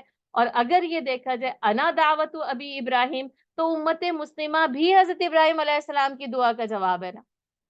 ربنا وجعلنا مسلمین لک ومن ذریتنا امتا مسلمتا لک وارنا مناسکنا وتب علینا. ٹھیک ہے، جہاں یہ کہا نا کہ وبس فیہم رسولا منہم، کہ اللہ ان میں سے ایک ایسا رسول بھیج، وہیں پہ یہ کہا کہ ہم دونوں جو ہیں وہ تیرے تابع فرمان ہوتے ہیں اور ہماری ذریت میں سے امت مسلمہ بھیج. اس لیے جو ہے حضرت ابراہیم علیہ السلام نے جو آگے آئے گا نا ہوا سماکم المسلمین، ٹھیک ہے، انہوں نے رکھا تھا ومن ذریتنا امتا مسلمۃ لک، ہے نا، یہ امت مسلمہ حضرت ابراہیم علیہ السلام کا ہی دیا ہوا نام. تو یہ کہ یہ ملت جو ہے نا، اور پھر وہ کیا ہے کہ فرد قائم ربط ملت سے ہے، تنہا کچھ نہیں. موج ہے دریا میں اور بیرون دریا. آپ دیکھیں جو یعنی علامہ اقبال کا جو تصور ملت ہے نا، وہ ان کا یعنی بہت سارے تصور جہاد بھی، نظریہ جہاد بھی، اگر یعنی میں یہ نہیں بتاتی نا آپ کو تو صرف اقبال کے اشعار سے بھی اس کو میں آپ کو سمجھا سکتی تھی. اتنی وسعت ہے نا ان کے اشعار میں، جو انہوں نے جہاد کے لیے کہے ہیں، جو ان کا شاہین ہے، جو ان کا فلسفہ خودی ہے نا، یعنی وہ سارا کا سارا نا جہاد کے سارے اصول، سارے مبادی نا ان کے اشعار کے اندر جو ہے وہ ہمیں مل جاتے. اور ملت ہے نا، ہر فرد ہے ملت کے مقدر کا صفت. انہوں نے ملت کو بیان کیا، ملت ابیکم، اور قرآن سے جو کشید کیے گئے نا یہ الفاظ یہ ہیں کہ تم جو ہے نا اپنے باپ ابراہیم کی ملت. اچھا یہاں پر دین بھی آیا اور ملت بھی آیا. ٹھیک ہے، تو دین کے لیے نا قرآن نے جو ہے وہ 3 الفاظ استعمال کیے، دین، ملت، 2 یہیں آ گئے. ٹھیک ہے، اور شریعت. ہاں، دین، شریعت، ملت. اور دین کا لفظ آپ کو پتہ ہی ہے، قانون کے لیے ایک ایک اس کا مطلب قانون جزا و سزا ہے. اللہ اکبر، اللہ جیسے کہ ہم مختلف مترادفات القرآن پڑھتے ہیں کہ قرآن میں ایک ہی چیز کے لیے مختلف الفاظ کا استعمال. آپ دیکھیں یہ دو یہیں پر آ گئے نا, تو اس سے پتہ چلتا ہے کہ دونوں ایک دوسرے کے لیے استعمال, یعنی دین استعمال ہو رہا ہے تو ملہ بھی اس میں ہے اور شریعت بھی اس میں. لیکن اگر یہ ایک ہی آیت میں آ جائے نا تو اس کا مطلب کہ پھر ہمیں اس میں جاننا چاہیے کہ ان دونوں کا معنوی فرق ہے. دین ہم پڑھتے سورہ فاتحہ میں بھی ہمیں دین, سب سے پہلے دین ہمیں بتا دیا گیا تھا, مالکی یوم الدین. ٹھیک ہے, وہاں پر پھر یوم الدین سے مراد جو ہے یوم القیامہ یا یوم جزا اور سزا ہے. تو دین, شریعت اور ملت. ٹھیک ہے, دین کا لفظ بھی بہت وسیع مفہوم رکھتا ہے. مختصراً یہ 4 معنی میں استعمال ہوتا ہے. نمبر 1, اللہ کی کامل اور مکمل حاکمیت. اب مالک یوم الدین سے بھی آپ سمجھ سکتے ہیں, اور دین یعنی اس وقت اس دنیا میں جو اس کی مکمل حاکمیت ہے اس سے بھی سمجھ سکتے ہیں. نمبر 2 ہے انسان کی مکمل عبودیت اور بندگی, مخلصین لہ الدین. ٹھیک ہے نا, اپنے دین کو یعنی اپنی بندگی کو, عبودیت کو مکمل خالص کرتے ہوئے اللہ تعالیٰ کو پکارا جائے. نمبر 3 آتا ہے قانون جزا و سزا. ٹھیک ہے, پھر ہم سورہ یوسف میں پڑھ چکے نا, فی دین الملک, کیا تھا, بادشاہ کا قانون تھا. تو یہ کہ قانون جزا و سزا کو, اب کوئی سا بھی قانون ہو نا, عام لفظی اعتبار سے اس کو دین کہا جا سکتے. لیکن پھر دین اسلام, ان الدین عند اللہ الاسلام, پھر جو اسلام کا جو قانون جزا و سزا ہے جس میں 2 باتیں پہلے آ جاتی ہیں, اللہ کی مکمل حاکمیت اور انسان کی مکمل ابدیت, یہ دونوں چیزیں. اور پھر جزا و سزا کو دیکھیں تو آپ کو یہ بات جو ہے وہ بہت اچھی طرح سمجھ میں آ جائے گی. ٹھیک ہے, چوتھی بات کیا ہے, اس قانون جزا اور سزا کا نفاذ, دین کا نفاذ. اچھا, اب دین کا نفاذ اعلاء کلمت اللہ کے لیے بھی, یعنی اللہ کا کلمہ بلند ہو. میں نے آپ کو بتایا دین نافذ ہوگا نا, دین غالب ہوگا, دین سر بلند ہوگا. اچھا, اسی سے پھر ایک اور چیز سمجھ لیں, مالک یوم الدین, وہ اللہ کی ملکیت کو بھی بتاتا ہے اور یہ بھی بتاتا ہے کہ اس دن جو تم عمل کر کے آئے ہو نا, ان کی جزا اور سزا کا نفاذ وہاں ہوگا. یہاں پر اس کی جزا اور سزا کا مکمل قانون نہیں ہے. ٹھیک ہے, تو یہ قانون بھی پھر جو ہے وہ وہاں پر جا کر جو ہے وہ مکمل ہو جاتا ہے.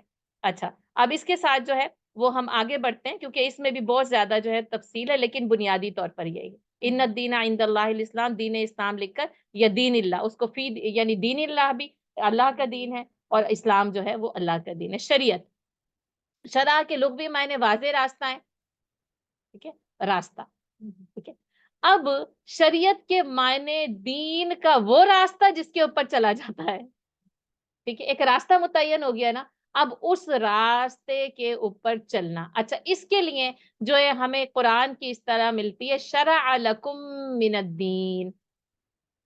ٹھیک ہے, میں نے تمہارے لیے دین کا یہ راستہ منتخب کیا ہے نا, یعنی دین کا کون سا راستہ, یہ قرآن کا راستہ, یہ اسلام کا راستہ, یہ سنت کا راستہ. ٹھیک ہے, اور اسی سے آپ کو پتہ ہے شرع کا ایک لفظی معنی ابھر کر سامنے آنا بھی ہے نا, ابھر کر سامنے آنا. یہ ہم نے پڑھا ہے سورۃ الاعراف میں, یوم السبت میں شرع کا, اس دن وہ ابھر کر سامنے آتی تھی. تو یعنی دین کا واضح اور یعنی متعین اور ابھرا ہوا راستہ جو سب کو نظر آتا ہے. اور قرآن نے شریعتم و منہاجہ کا لفظ بھی استعمال کیا, جو انشاءاللہ ہم آگے جا کر اس کی تفصیل جو ہے وہ پڑھتے ہیں. ٹھیک ہے, یہ تیسرا ہے ملت, ملت ابیکم ابراہیم, ہے نا. دین اور شریعت کا نظام, جب وہ نظام بن جاتا ہے نا, اس نظام کا نام ملت ہے.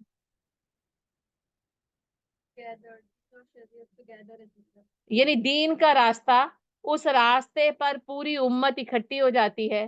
ٹھیک ہے, وہ ملت بن جاتی ہے. ٹھیک ہے, اور پھر اس کے ساتھ ساتھ یہ بھی دیکھ لیں, ملت نہ صرف احکام کا نام نہیں ہے. ملت یعنی جب وہ ملت بنتی ہے نا تو صرف احکام کا نام نہیں ہے. دین صرف احکام کا نام کہہ سکتے ہیں کہ دین کیا ہے, اللہ کے احکام کا نام ہے, اور شرع کیا ہے, اس دین کا وہ راستہ ہے جسے اللہ تعالیٰ نے ہمارے لیے چن لیا. لیکن ملت کے اندر پورا کا پورا نظام دین ہوتا ہے, جس میں آپ نبی اور امت مسلمہ کا تعلق دیکھ لیں, یا آپ دیکھ لیں کہ خلیفہ ہوگا اور اس کے پیچھے پیچھے پوری ملت نا اس کا اتباع کرے گی.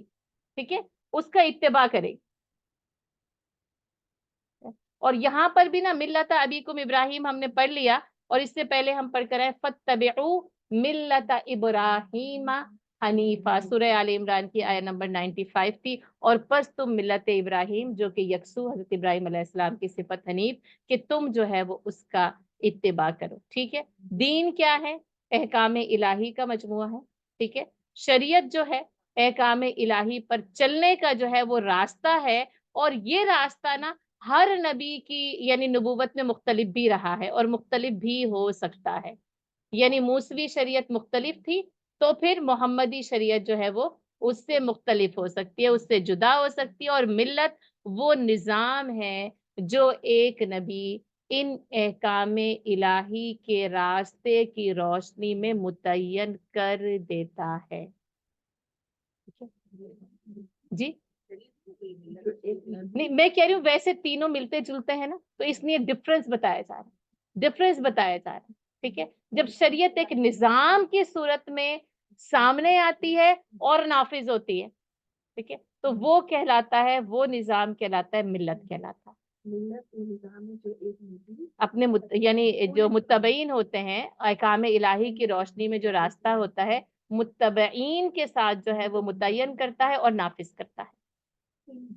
ہاں جی، ٹھیک ہے، یہ ہے تین الفاظ جو کہ اگر صرف دین استعمال ہوا تو اس میں شریعت اور ملت بھی آ رہی ہے، لیکن کیونکہ یہاں دونوں آئے ہیں تو اس لیے ضروری تھا کہ ان تینوں پھر اس کے ساتھ شریعت کے بھی فرق کو جو ہے وہ سمجھ لیا جائے. تو یہ ملت ابراہیم 95 ہوا سماکم المسلمین، اور یا تو ہوا کی ضمیر ابراہیم علیہ السلام کے لیے، پھر وہی ومن ذریتنا امتا مسلمۃ لک. لیکن اب یہاں پر یہ پتہ چلتا ہے کہ یہ نام انہوں نے تجویز نہیں کیا ہے، تجویز کردہ اللہ کا ہے. ٹھیک ہے، لیکن جیسے ہوتا ہے نا، انہوں نے اس کو واضح کیا، انہوں نے اس کو جو ہے وہ اپنی دعاؤں میں مانگا. کیونکہ اس سے پہلے بھی جب ابراہیم علیہ السلام نے پوچھا، یعقوب علیہ السلام نے اپنے بچوں سے پوچھا، کیا کہا وَنَحْنُ لَهُ مُسْلِمُونَ، ہے نا، اور پھر اس سے پہلے بھی ساری چیزیں کیا ہیں، یہ اسلام. تو اللہ نے پہلے سے ہی اسلام ہی کو نام کو بھی چنا، اور پھر امت کا نام بھی جو ہے وہ امت مسلمہ کا دیا گیا، اور پھر امت مسلمہ کا یہ افتخار ہے، یہ سرمایہ ہے کہ وہ پھر ملت ابیکم ابراہیم ہے اور وہ امت مسلمہ ہے. ٹھیک ہے، من قبل وفی ھذا.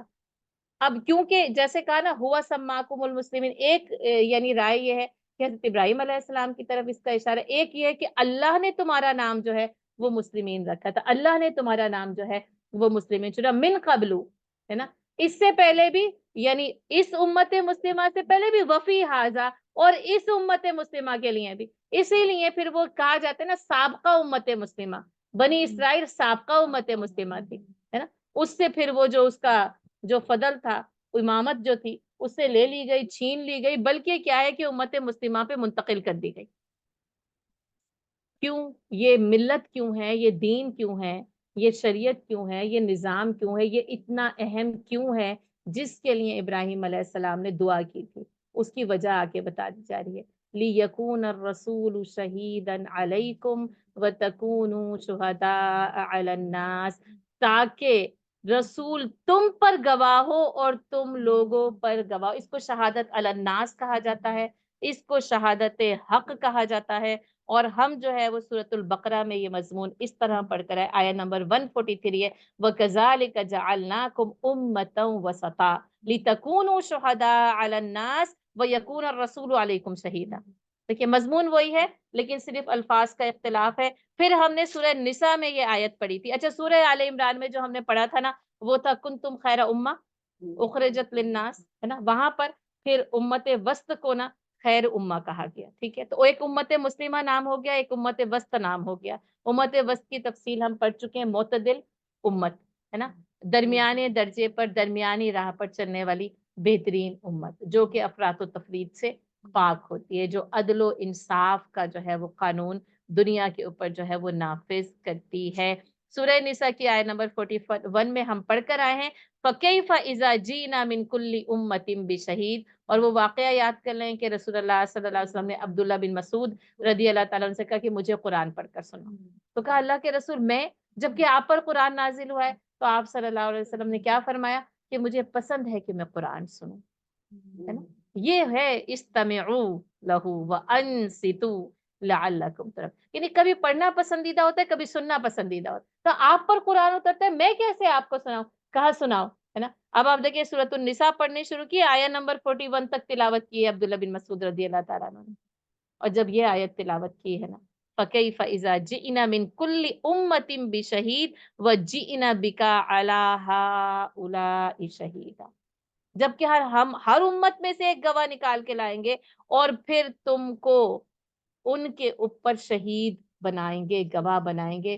تو دیکھا کہ نبی صلی اللہ علیہ وسلم کی آنکھوں سے آنسو بہ رہے ہیں اور کہا حسبک حسبک, بس اب بس کر دے, بس اب بس کر دے نا. کیونکہ یہ جو منصب شہادت ہے نا, پھر وہی نازک ترین اور اہم ترین ذمہ دار. اس نے کہا کہ یہ اسی وقت بتا دیا ملہ, یہ ملت کیا ہے اور کیوں کہ یہ منصب شہادت پر فائز کی جائے گی. اچھا, اب یہ امت بھی اور اس امت کے رسول یعنی امت کا رسول صلی اللہ علیہ وسلم دونوں اس منصب شہادت پر فائز کیے جائیں گے.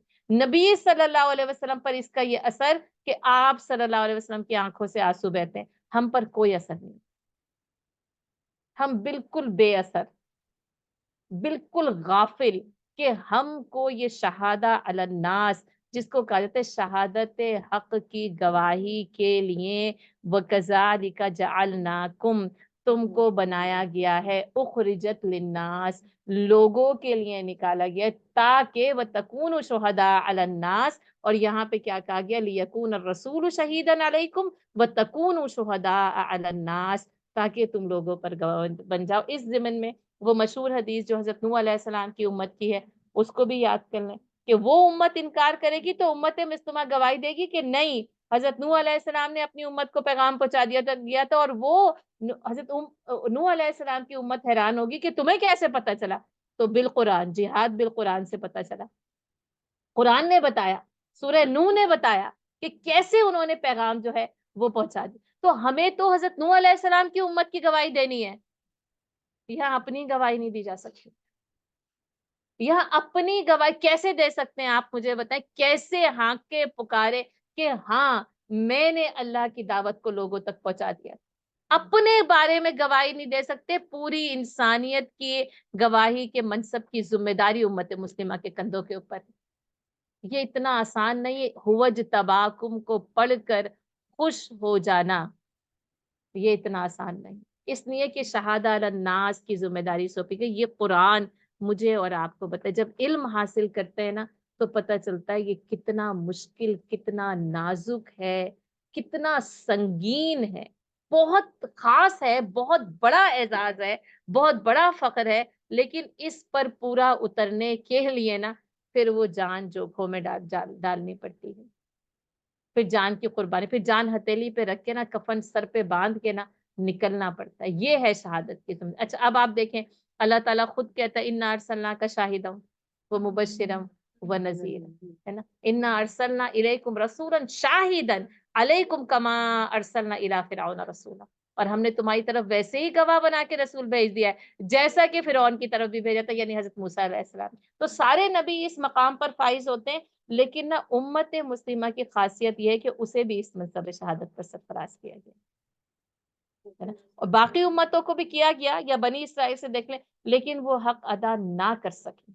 تو آپ دیکھ لیں اللہ تعالیٰ کیا فرماتا ہے, وَضُرِبَتْ عَلَيْهِمُ الذِّلَّةُ وَالْمَسْكَنَةُ وَبَاءُوا بِغَضَبٍ عَلَىٰ غَضَبٍ فَبَاءُوا بِغَضَبٍ مِّنَ اللَّهِ, وہ اللہ کے غضب پہ غضب اور اللہ کے غضب کو لیے ہوئے لوٹی. کیونکہ اگر یہ منصب ادا نہیں کیا بس پھر وہ جو کہا نا اعراض کی سزا, وہاں پہ بھی غضب علی غضب کو جو ہے وہ لکھ لیجیے اور سمجھ لیجیے, پھر اللہ کا غضب ہے. یہ اتنا بڑا کام, میں اس لیے کہتی ہوں نا قرآن کے 30 پارے ہیں کرنے کے لیے, پھر بھی ہم فارغ ہوتے ہیں, پھر بھی ہم بور ہوتے ہیں, کہتے ہیں کرنے کو کچھ نہیں, کیا کریں, کچھ تفریح ہونی چاہیے, کچھ انٹرٹینمنٹ ہونی چاہیے, کاموں سے غافل. اور پھر وہی بات ہے کہ اقبال نے کہا ہے نا کہ قدرت جو ہے نا وہ افراد کے گناہوں سے کر لیتی ہے, یعنی پوشیدہ پوشی تو کر لیتی ہے, لیکن کبھی ملت کے گناہوں کو نہیں کرتی. کبھی قدرت ملت کے گناہوں کو معاف نہیں کرتی. ہمارے انفرادی گناہ نہ استغفار سے بخش دیے جائیں گے, ملت کے گناہ استغفار سے نہیں بخشے جائیں گے, یاد رکھیں. کیوں؟ آپ دیکھیں سورہ توبہ, استغفر لہم او لا تستغفر لہم 70 مرہ فلن یغفر اللہ لہم. کسی فرد کا گناہ نہیں تھا, من حیث جماعت جو ہے وہ منافقین کا، آپ 70 بار بھی استغفار کریں گے ان کے گناہوں کو نہیں بخشیں گے. اسی لیے کہا کہ جو ہے نا قدرت جو ہے وہ افراد کے گناہوں سے کر لیتی ہے غماس، لیکن کبھی جو ہے نا وہ ملت کے گناہوں کو کرتی نہیں. ملت کے گناہ معاف نہیں ہوتے. پھر بحیثیت مجموعی جو ہے نا وہ ملت پھر ان گناہوں کی پاداش میں پکڑ لی جاتی ہے، اور آج پکڑی جا چکی ہے. ہر طرف چاروں طرف سے نا جیسے کنگن کی طرح ہمیں گھیرے میں لے لیا، اور گھیرا تنگ سے تنگ ہو، دباؤ شدید سے شدید تر ہوتا چلا جا رہا ہے، شدید تر دباؤ ہے. تو اس لیے کہ پھر اپنے گناہوں کی پھر وہ جو سزا ہے نا، پھر وہ وادی طیہ میں 40 سال بھٹکنے کی سزا تو پھر ملی ہی ملی ہے بنی اسرائیل کو.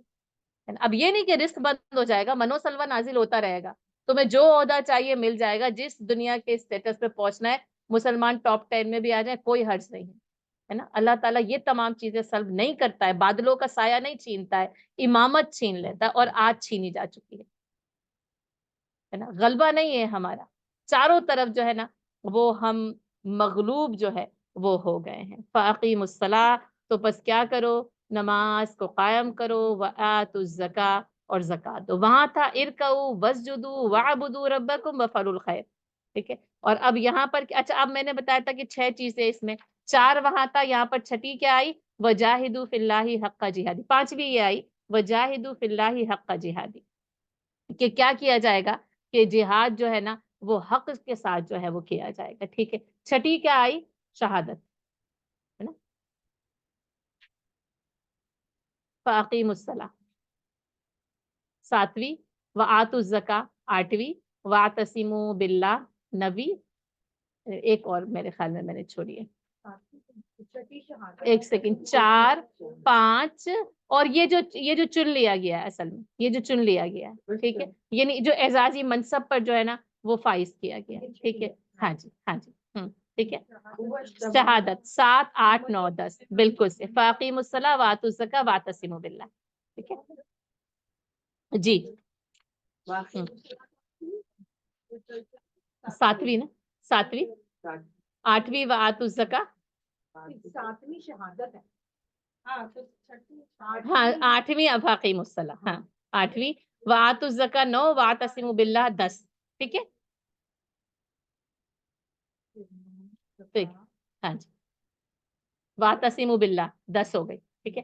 تو اب دیکھ لیں وہاں پہ ارکعوا واسجدوا تھا، یہاں پر اکٹھا ہے فاقیموا الصلاۃ، ٹھیک ہے. اب یہ دیکھ لیں جیسے وہ نظام ملت ہے نا، اس نظام ملت کا نماز باجماعت، اقامت صلاح، صرف نماز کو ادا کرنا نہیں، پابندی سے پڑھنے نہیں، باقاعدہ نماز کے ساتھ کیا ہے، اس کی اقامت ہے. جیسے اقامت دین ہے نا، یعنی فریضہ اقامت دین، ٹھیک ہے، اسی طرح یہ فریضہ اقامت صلاح ہے. پھر وآتوا الزکاۃ، پھر وہ جو بالمال تھا نا، اس میں کیا، یہ زکوٰۃ فرض کے درجے میں ہے، یاد رکھیے گا، زکوٰۃ فرض کے درجے میں ہے اور دینی ہے لازمی. اچھا انفرادی طور پر ہوگی، اور پھر اس کا اجتماعی نظام قائم کیا جائے گا. رسول اللہ صلی اللہ علیہ وسلم نے اجتماعی زکوٰۃ کا نظام قائم کیا تھا. یہ نا اسلامی ریاست کا فرض اولین ہے کہ اقامت صلاح بھی ہونی چاہیے اور ایتاء زکاۃ کا نظام بھی قائم ہونا چاہیے، ٹھیک ہے. یہ نظام صلاح اور نظام زکوٰۃ ہے کہ وہ جیسے کہ فرمایا کہ اس کے امیروں سے لے کے، اس علاقے کے اس جگہ کے امیروں سے لے کر اس کے غریبوں کو زکوٰۃ جو ہے وہ دے دی جائے. یہ اسلامی حکومت کا کام ہے. اسلامی حکومت نہیں ہے، انفرادی طور پر نماز بھی قائم ہوگی، زکوٰۃ بھی جو ہے وہ ادا کی جائے گی. واعتصموا باللہ. اب ان سارے کے سارے نا اصل میں نچوڑ کیا ہے، پوری سورہ حج کا نچوڑ کیا ہے، واعتصموا باللہ. وہاں نا کیا پڑھا ہے سورہ آل عمران میں، واعتصموا بحبل اللہ، اللہ کی رسی کو مضبوطی سے تھامے رکھو. اب یہاں پہ نا جیسے فی اللہ کے بیچ میں کچھ نہیں تھا نا، تو میں نے آپ کو کہا کہ دین اللہ لکھ لیں اور سبیل اللہ لکھ لیں اور قرآن لکھ لیں اور احکام لکھ لیں، اور یہاں پر بھی نا باللہ ہے، وہاں پہ بھی حبل اللہ تھا. آپ بے شک بھی حبل اس کے بریکٹ میں لکھ سکتے ہیں، لیکن قرآن کی فصاحت و بلاغت کے لیے ہر رسی کو یہاں پہ کاٹ ڈالا ہے نا. کوئی چیز نا، کوئی اسٹرنگز اٹیچ ہی نہیں ہے، فی اللہ میں بھی نہیں ہے، باللہ میں بھی نہیں ہے. جس کو آپ کہتے ہیں نا فی اللہ باللہ، اس لیے کہ وہاں کا تھا دوفت طالب والمطلوب، ہے نا. اس راستے میں جو بھی چیز آ جائے نا وہ کیا ہو جائے گی، ضعیف ہو جائے گی. قوی صرف اور صرف اللہ کے ساتھ قوی ہوگی. اب جو محذوف ہے وہ ہم تفاسیر سے سمجھیں، علم کے ساتھ سمجھیں، لیکن قرآن کی فصاحت و بلاغت کیا کہتی ہے، ہر راستے یعنی ہر رکاوٹ کو نا راستے سے ہٹا کے کیا کہتی ہے، واعتصموا بحبل باللہ، کیونکہ بحبل اللہ میں نا توجہ رسی کی طرف جاتی ہے نا۔ ابراہیم علیہ السلام نے کیا کیا تھا جب آگ کے الاؤ میں ڈالا جا رہا تھا؟ حضرت جبرائیل علیہ السلام سے بھی دعا نہیں کی، حسبنا اللہ و نعم الوکیل، نعم المولا و نعم النصیر، ہوا مولاکم فنعم المولا و نعم النصیر، ہے نا۔ یہ ابراہیم علیہ السلام کا تعلق ہے۔ یہ سورہ حج سے نا فنعم المولا و نعم النصیر، حج ہو نہیں سکتا، حج کو سمجھا نہیں جا سکتا جب تک ابراہیم علیہ السلام کو نہ سمجھا جائے، ہے نا۔ اور ان کا جو جس کو کہتے ہیں ان کا نعرہ، ان کا کوڈ ورڈز، ان کا شعار کیا تھا؟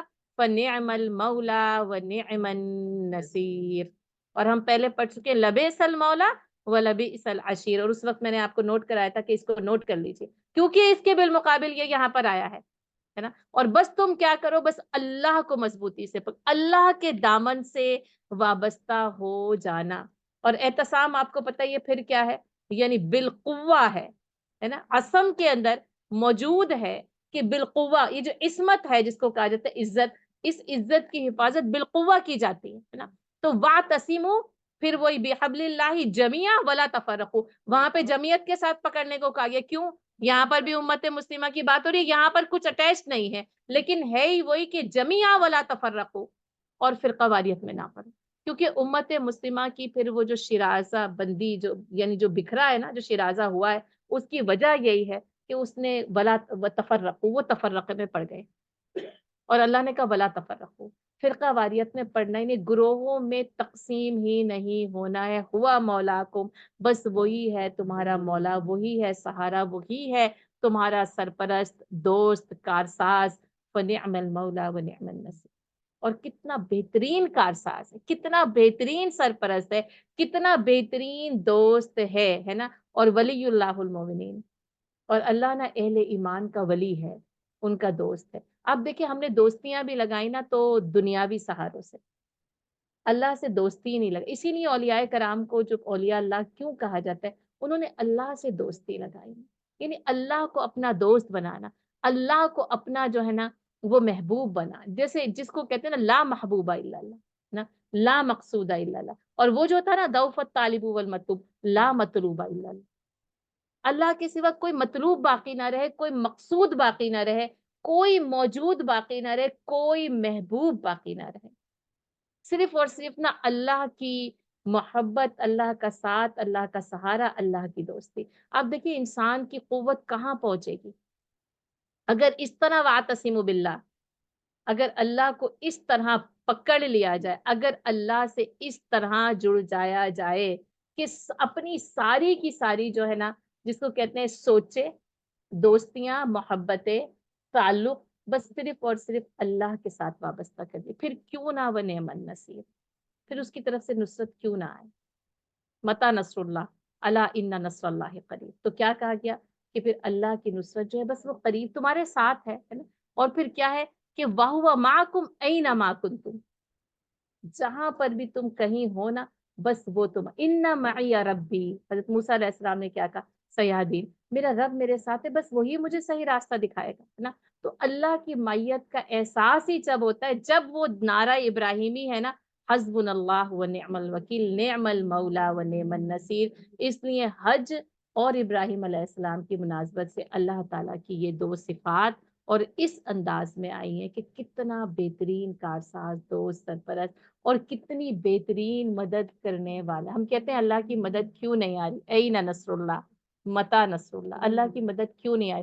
کیا ہم نے اللہ کو ویسا مولا بنایا جیسا کہ بنانا چاہیے؟ مدد اللہ کی ہمیں ویسے ہی چاہیے جیسے اللہ کے رسول پر، جیسے موسیٰ علیہ السلام نے عصا مارا نا، ہم سب چاہتے ہیں ہمارے ہاتھوں میں ایک ایک عصا ہو، بس مارے بس پھٹ جائے، بس سلیمان علیہ السلام کو تخت سلیمانی ہو، بس میں حکم دوں اڑا کے مجھے جہاں جی چاہے جو ہے نا وہ لے کر چلے جائے، یا پھر وہ حضرت عیسیٰ علیہ السلام کے ہاتھوں کی برکت آ جائے، یا دور نبی صلی اللہ علیہ وسلم واپس آ جائے۔ لیکن پھر وہی کہ نہ تو ابو بکر صدیق ہیں، نہ عمر فاروق ہیں، نہ عثمان غنی ہیں، نہ ہی جو ہے نا وہ حضرت علی بن ابی طالب، نہ عبیدہ بن الجرہ ہیں، نہ خالد بن ولید ہیں، نہ زبیر بن عوام ہیں، نہ محمد بن مسلمہ، کوئی بھی نہیں ہے۔ لیکن چاہتے یہی ہیں کہ مدد ویسے ہی آئے جیسا کہ میدان بدر میں اتری تھی نا۔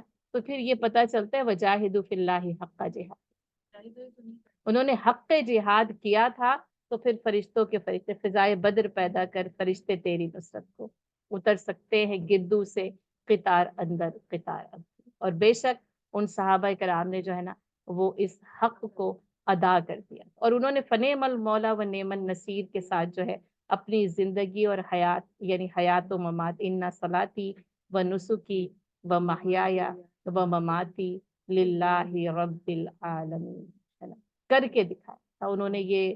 یعنی پھر وہی کہ وہ جو کہتے ہیں نا کہ تو ہی کہہ دے کہ اکھاڑا در خیبر کس نے، شہر قیصر کا تھا جو اس کو کیا سر کس نے، توڑے مخلوق خداوندوں کے پیکر کس نے، کاٹ کر رکھ دیے کفار کے لشکر کس نے، ہے نا، کس کی تکبیر جہانگیر و جہاں دار ہوئی، کس کی شمشیر فقط تیرے لیے بیدار ہوئی، کس کی ہیبت سے صنم سہمے ہوئے رہتے تھے، منہ کے بل گر کے هو اللہ احد کہتے تھے۔ جب تک جو ہے نا وہ سومنات کا بدھ مندر کا نہیں توڑا جا سکتا، جب تک نہ اپنے نفس پر پاؤں نہ رکھا جائے۔ یہ سفر نفس سے شروع ہو کر نا میدان جنگ میں اور منزل پر اور فتح مکہ پر جا کر نا غلبے کے اوپر جا کر یہ سفر ختم ہوتا ہے۔ اللہ کرے کہ ہمیں اس سفر کا صحیح علم اور صحیح جو ہے نا وہ عمل سمجھ میں آئے، تو بس پھر وہی ہے کہ کی محمد سے وفا تو نے تو ہم تیرے ہیں، یہ جہاں چیز ہے کیا، لوح و قلم تیرے ہیں، فما